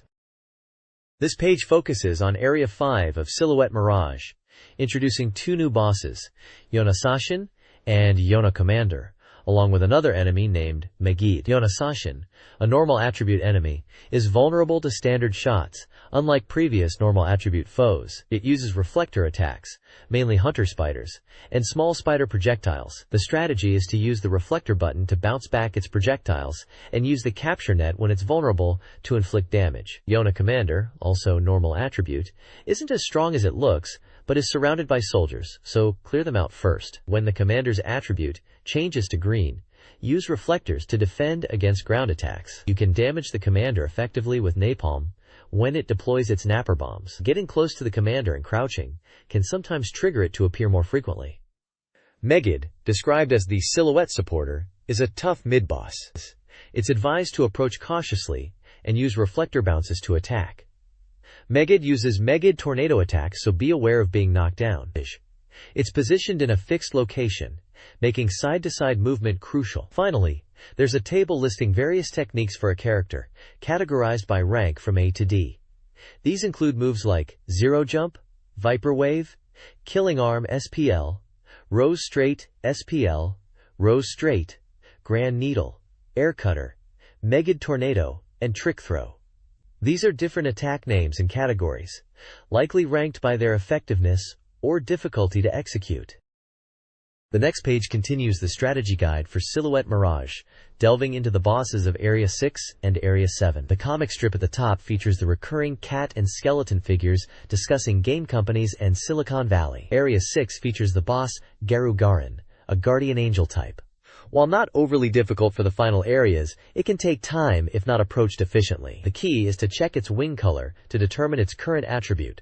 Then defeat the smaller enemies, Zako, that appear with the opposite attribute. Garen has various techniques listed in a table, including projectile attacks and a restraint ring, which are best avoided by jumping. Area 7's boss depends on the outcome of the Area 6 Zophar fight. If Zophar is defeated quickly, you face Zohar, Zophar's true form. Zohar randomly switches between Silhouette and Mirage forms, each possessing entirely different attacks. A table lists its various techniques by rank for both forms. If the Zophar fight times out, you encounter Sarira instead, also a guardian angel.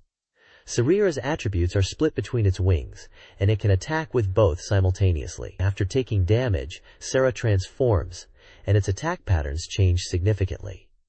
Its techniques are also listed in a table for both its initial and transformed states. This page is all about Tokyo Dizemon Land, which seems to be a conceptual place for shooting game creators. It introduces the idea that by purchasing SEGA Saturn Dizemon 2, you're getting an amulet to protect you on your journey into the world of Dizemon. The page then takes us to Plan Plaza, described as a place where planners who mainly focus on shooting games reside. Here, we meet Sugatsuke and Bunya, who are part of the crew. There's a section detailing the history of Tokyo Dizemon Land, going back about 10 years to the release of Iga Koromon on 8-bit machines and the Famicom. It explains that Dizemon, originally released on Famicom, was a groundbreaking shooting game creation tool aimed at letting players create games, contrasting with the usual play focus of Famicom games. This tool became popular among Dizema shooting game creation enthusiasts.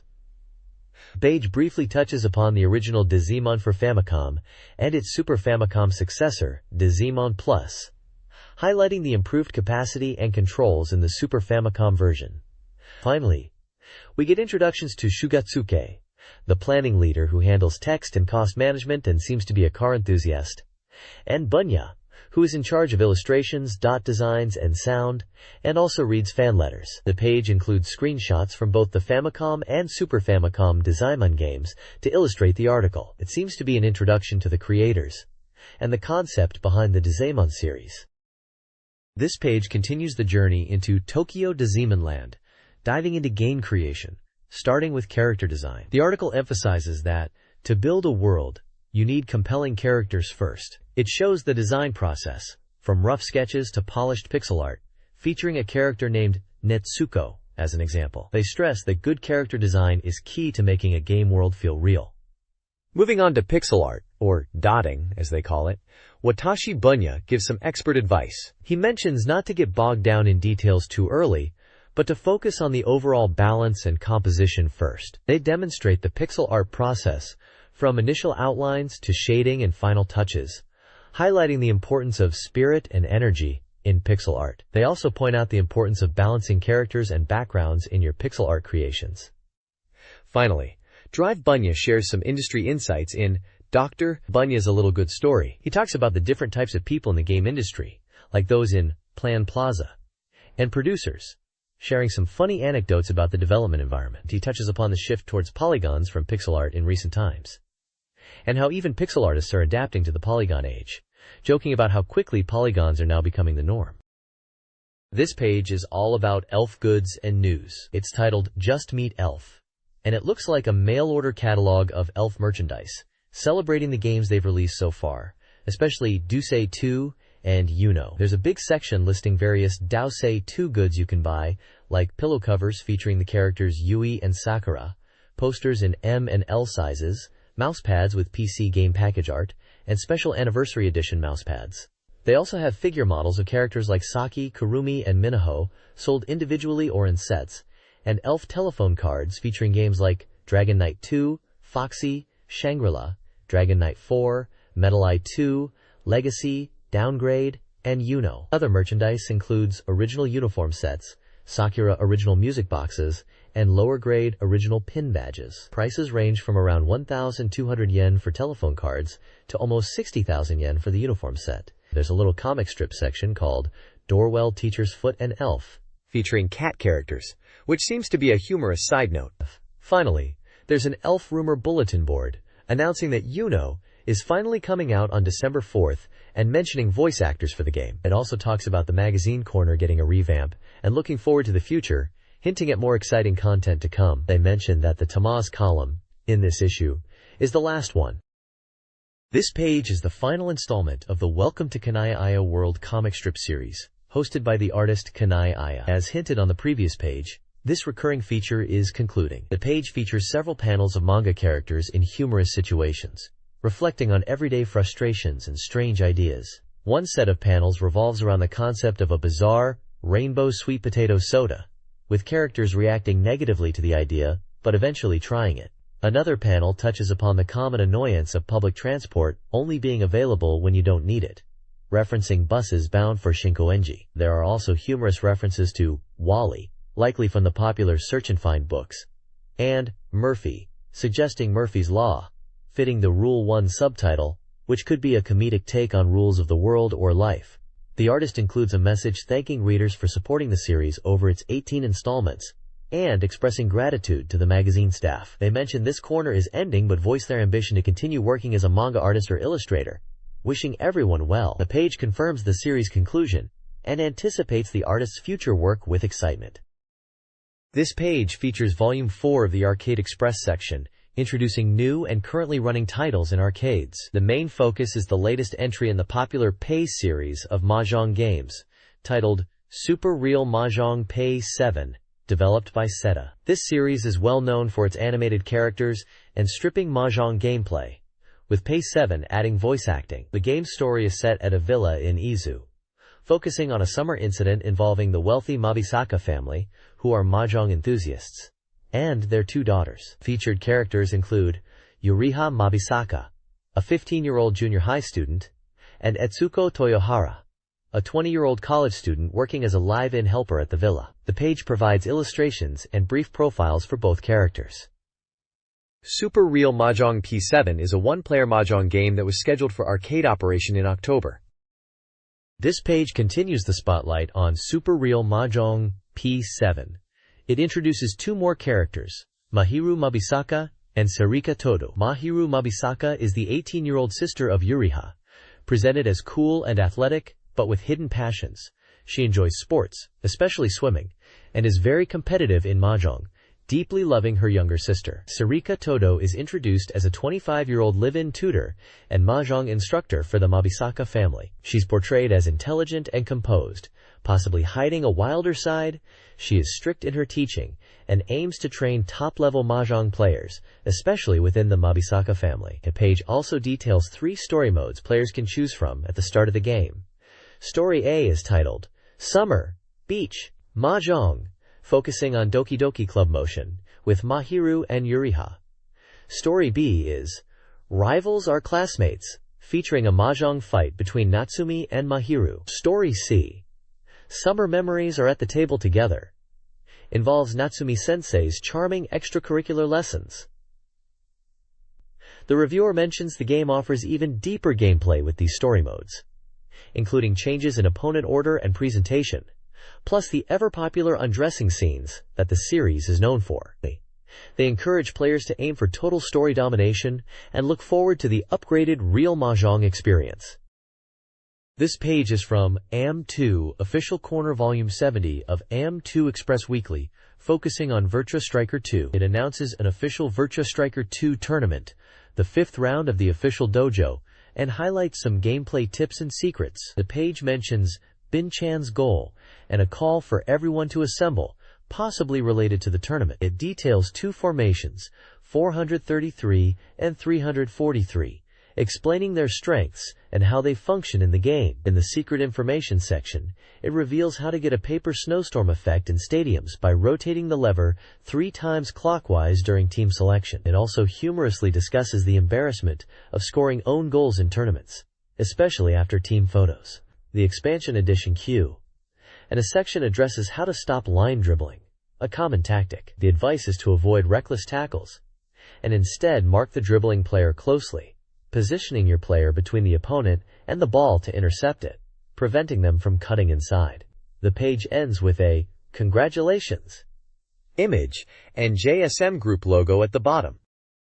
This page continues the focus on Virtua Striker 2 strategy, offering 1-point advice by team for formations like 433 and 343. It gives tactical tips for specific national teams including Sweden, Bulgaria, Belgium, Netherlands, and Saudi Arabia, detailing their strengths and weaknesses, such as Sweden's midfield mobility, Bulgaria's early attack focus, Belgium's stable defense, Netherlands' strong wing midfielders, and Saudi Arabia's counter-attacking potential. The development stories section delves into the motion capture process for the game, describing how experienced soccer players were used, and unique methods were employed to achieve realistic movements, even for tricky actions like goalkeeper saves. Under Big News, it announces the SEGA Virtua Strikers Cup 97, detailing regional qualifying rounds in various Japanese cities, culminating in a final tournament. It mentions participation is open to anyone, and prizes like original jackets and other goods are available. Finally, the page features a powerful image and text,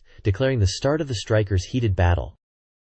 This page features an interview with the development staff from SEGA AM3 about their racing game, Le Mans 24. The article, titled Creator's Interview, delves into the game's appeal and the challenges faced during its creation. Manabu Washio, the game's director, and Kiyoshi Miyagi, the main designer, are featured, discussing the unique systems implemented. A key highlight mentioned is the system that allows anyone to participate in the race at any time, which was a significant driving force behind the project. They also touch on the difficulties of realistically rendering elements, like dynamic time of day changes and weather, and the complexities of the online communication system necessary for players to race together. The page includes screenshots of the game's visuals, and a box detailing a featured car's specifications, such as its RB26 DET engine, displacement, and power, alongside logos like Nismo and Bridgestone, adding to the game's realistic presentation. This feature is part of the ongoing SEGA AMR and DDEP Number 3 Rush series.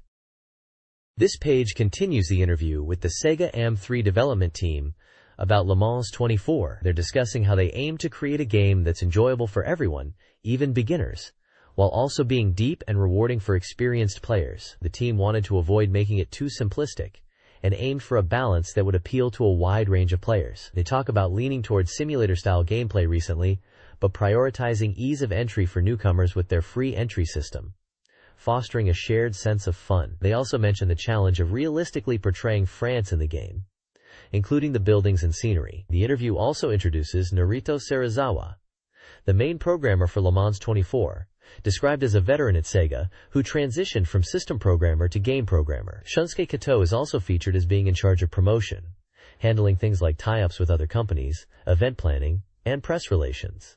In a separate section, there's a promotion for Winter Heat, which was unveiled at the AM show on September 18th. Apparently, on September 20th, a staff team used Winter Heat for a game competition against magazine staff, and surprisingly came in third place as beginners. To celebrate, they are giving away Winter Heat t-shirts to 3 lucky readers, with details on how to enter provided.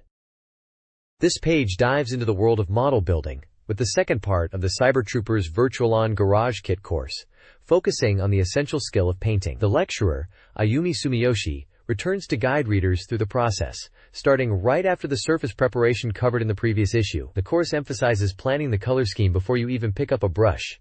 It covers the main paints recommended, including Mr. Color for durability, and Tamiya enamels for detailed brushwork on fine areas. A range of tools are discussed, highlighting the airbrush system as key for getting a smooth, even finish on larger areas, along with brushes for detail and masking tape for clean separation of colors. The painting principle outlined is to always start with the lighter colors, building them up in thin layers for the best result. Specific techniques like thinning paint to the right consistency for airbrushing, maintaining a proper spray distance, and carefully applying and sealing masking tape are demonstrated. It even touches on adding slight color variations, like a touch of blue to white, for a more realistic look specific to the game's designs. This section is invaluable for anyone looking to bring their Virtuon kits to life with a professional paint job.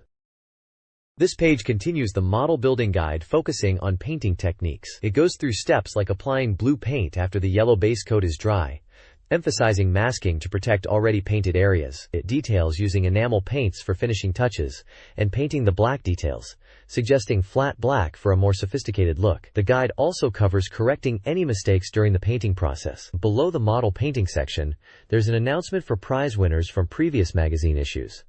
They are giving away prizes, such as signed items and merchandise. The list details the winners' names and locations for various prizes, including signed items from voice actors and staff t-shirts. Prizes mentioned include signed Feyan and Raiden items, staff t-shirts, resin Viper and Balbasbo kits, resin Raiden kits, and resin Belgdor kits and Genie Farmed kits. The page ends with images of game boxes, which are likely related to the prizes or the magazine content in general.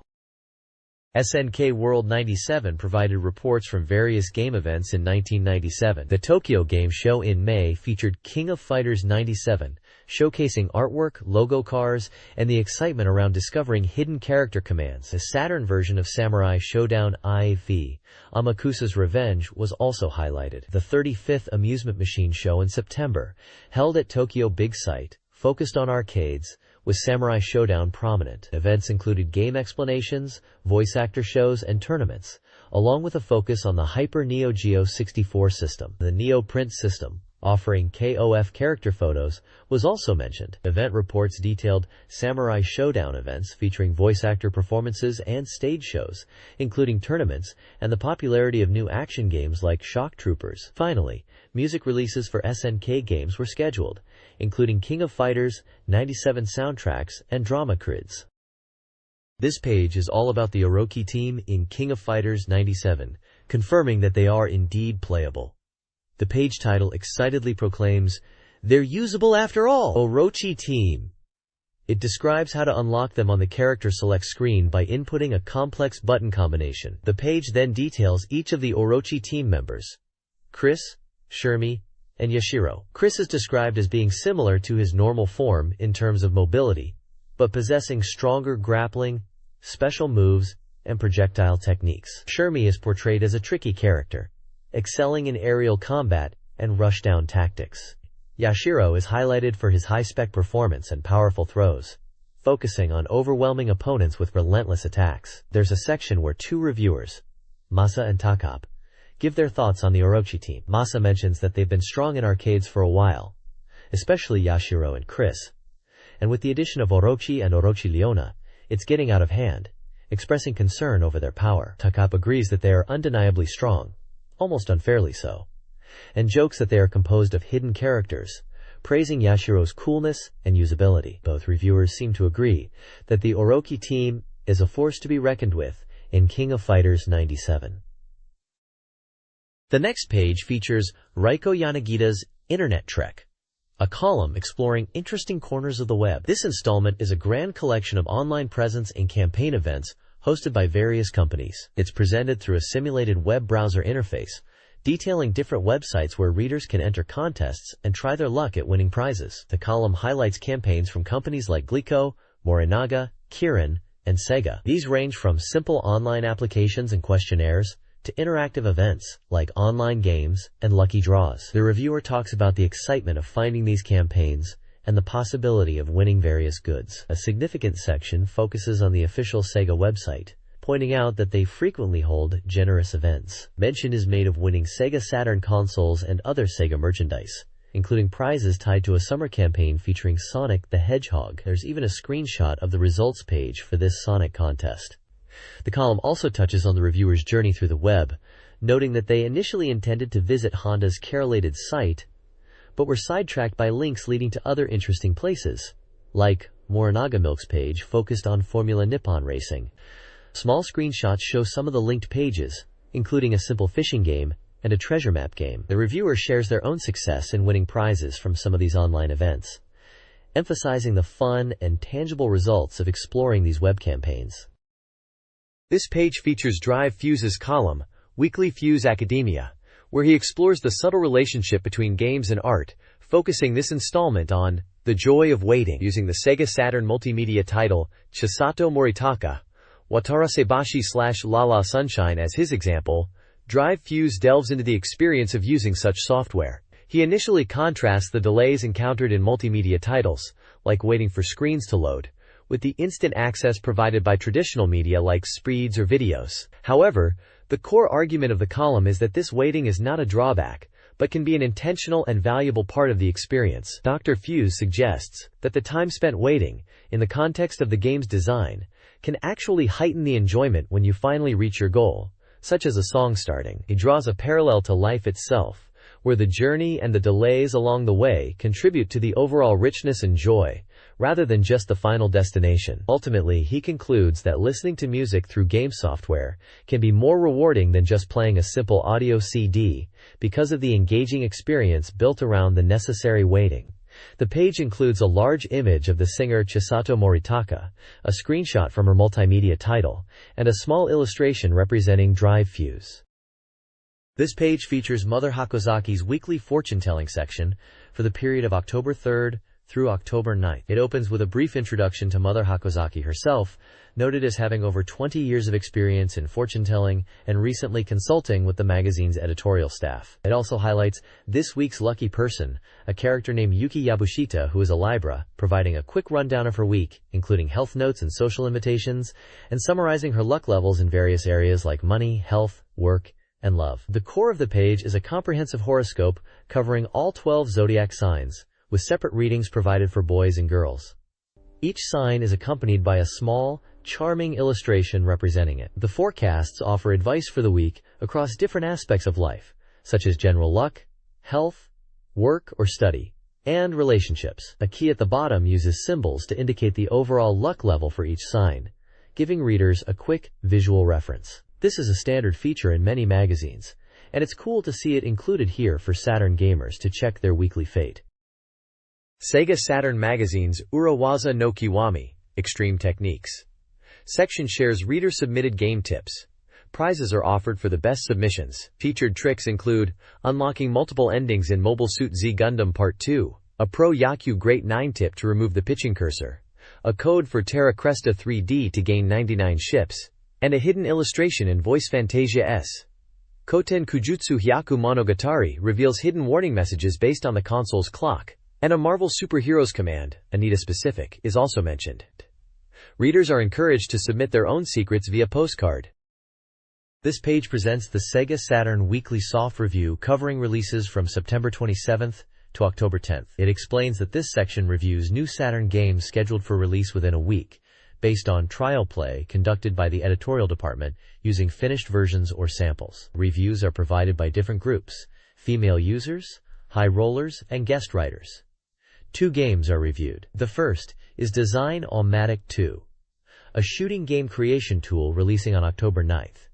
It receives an average score of 5.55. Reviewers note its capability to create horizontal and vertical shooters, improved features from the PlayStation version, and increased variety in colors and sounds are positives, making it great for creators. However, comments suggest it can be subtly difficult, lacking polish, and requires significant time and effort, leading to a mixed reception. The second game reviewed is Ninja Jajamaru-kun, Onigiri Ninpuchu-kin, an action game also releasing on October 9th. It scores an average of 4.33. This title brings the classic Ninja Jajamaru-kun series to the Saturn in 3D. While some reviewers feel nostalgia and appreciate the simple gameplay, others find it monotonous with bland 3D graphics and a lack of depth or exciting developments. Criticisms include difficulty in seeing jump shadows and awkward landings. Despite including the original Famicom version, the overall sentiment is disappointment in the main 3D game, comparing it unfavorably to modern titles. Finally, a brief section titled Reviewers' Thoughts introduces the reviewers and their game preferences.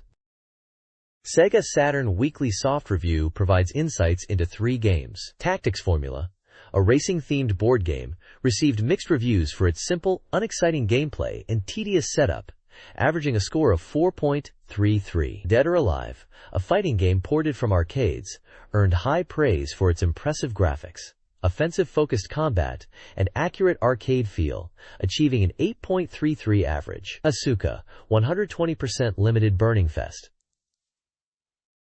Limited, a 2D fighting game, was lauded for its accessible gameplay, enjoyable chaotic combat, and ample content, particularly appealing to the Gyaru fighting subgenre. Despite some familiar elements and a difficult ranking mode, it scored a respectable 7.33. This page presents the upcoming software release schedule, outlining how to interpret the various abbreviations used for genres, compatible peripherals, and age restrictions. The main content is a comprehensive list of SEGA Saturn titles slated for release in October and November, detailing their specific release dates, retail prices, development studios, game genres, and any particular hardware compatibility notes. The schedule also highlights new titles, or those with updated names using star symbols. This page continues the software release schedule, moving into the busy end-of-year period for 1997, and looking ahead into 1998, including spring and summer releases. The schedule maintains the format from the previous page, detailing release dates, prices, developers, genres, and compatibility for a wide array of upcoming titles. Many titles are still marked as undecided, highlighting the dynamic nature of game development timelines at the time. Notable titles appearing on this part of the schedule include highly anticipated RPGs like Panzer Dragoon Saga, listed here under its Japanese name Azel Panzer Dragoon RPG, and Riven, the sequel to Myst. Action games like Burning Ranger and Guilty Gear are also listed, alongside fighting games such as Marvel Superheroes vs. Street Fighter. Simulation and strategy fans are catered for with titles like Princess Maker and a planned Shining Force 2i scenario. The list showcases the diverse range of genres supported by the SEGA Saturn as its lifespan continued. This page presents an exciting reader giveaway from SEGA Saturn Magazine, offering fans a chance to win some great prizes. To enter, readers simply needed to fill out a postcard answering a survey and providing their details, including the desired prize, by the deadline of October 17th. The gifts up for grabs included SEGA Saturn software of the winner's choice from titles released by September 19, 1997, illustrated with an action shot from Virtua Fighter 2. Other prizes featured exclusive goods related to voice actress Tomoko Sakurai, such as branded apparel, and a large, stylish underlay featuring the beloved characters from Sentimental Graffiti. For collectors, there was also a telephone card tied to musician Hiroko Taniyama's best album, and a vibrant poster for Capcom's Pocket Fighter, showcasing its charming chibi character designs. The page also announces the winners from a previous issue's contest, and provides a phone number for magazine-related questions, though they won't give game hints. This page is a dynamic advertisement for the SEGA Saturn port of the critically acclaimed 3D fighting game, Dead or Alive. The central imagery features striking close-ups of the game's iconic character's eyes, set against the bold Japanese tagline that translates to, "You cannot defeat me." Below this, the title Dead or Alive is prominently displayed in both English and Japanese. The ad proudly announces the game's release date, October 9, 1997. It is touted as the newest 3D real fighting game now on stage. Several gameplay screenshots showcase the vibrant arenas and detailed character models engaging in combat, featuring characters like Kasumi, Yan Li, and others, giving a taste of the fast-paced 3D action the series is known for. Tecmo, the game's developer and publisher, is highlighted. The advertisement also mentions a limited edition special package release alongside the standard version, noting that the first 1,000 buyers will receive exclusive original goods, including a special visual book, a limited edition case, and a picture label disc. This page effectively hypes the arrival of the popular arcade fighter on SEGA Saturn. This page presents a crossword puzzle centered around the unique SEGA Saturn title, Real Sound, Kaze no Regret. This distinctive adventure game is highlighted for its groundbreaking audio-only gameplay experience, where the narrative unfolds primarily through sound and voice acting, with minimal visual elements. The puzzle contains clues that reference specific details, characters, and events from the game, challenging players' familiarity with this auditory world. By solving the crossword, participants can uncover a 4-character answer word from designated squares, which can then be submitted for a chance to win special merchandise related to Real Sound. The page also features an image of the game's packaging, emphasizing its release on the SEGA Saturn platform as a 4-disc set. This is a fun and interactive promotion designed to engage fans and pique interest in this innovative title.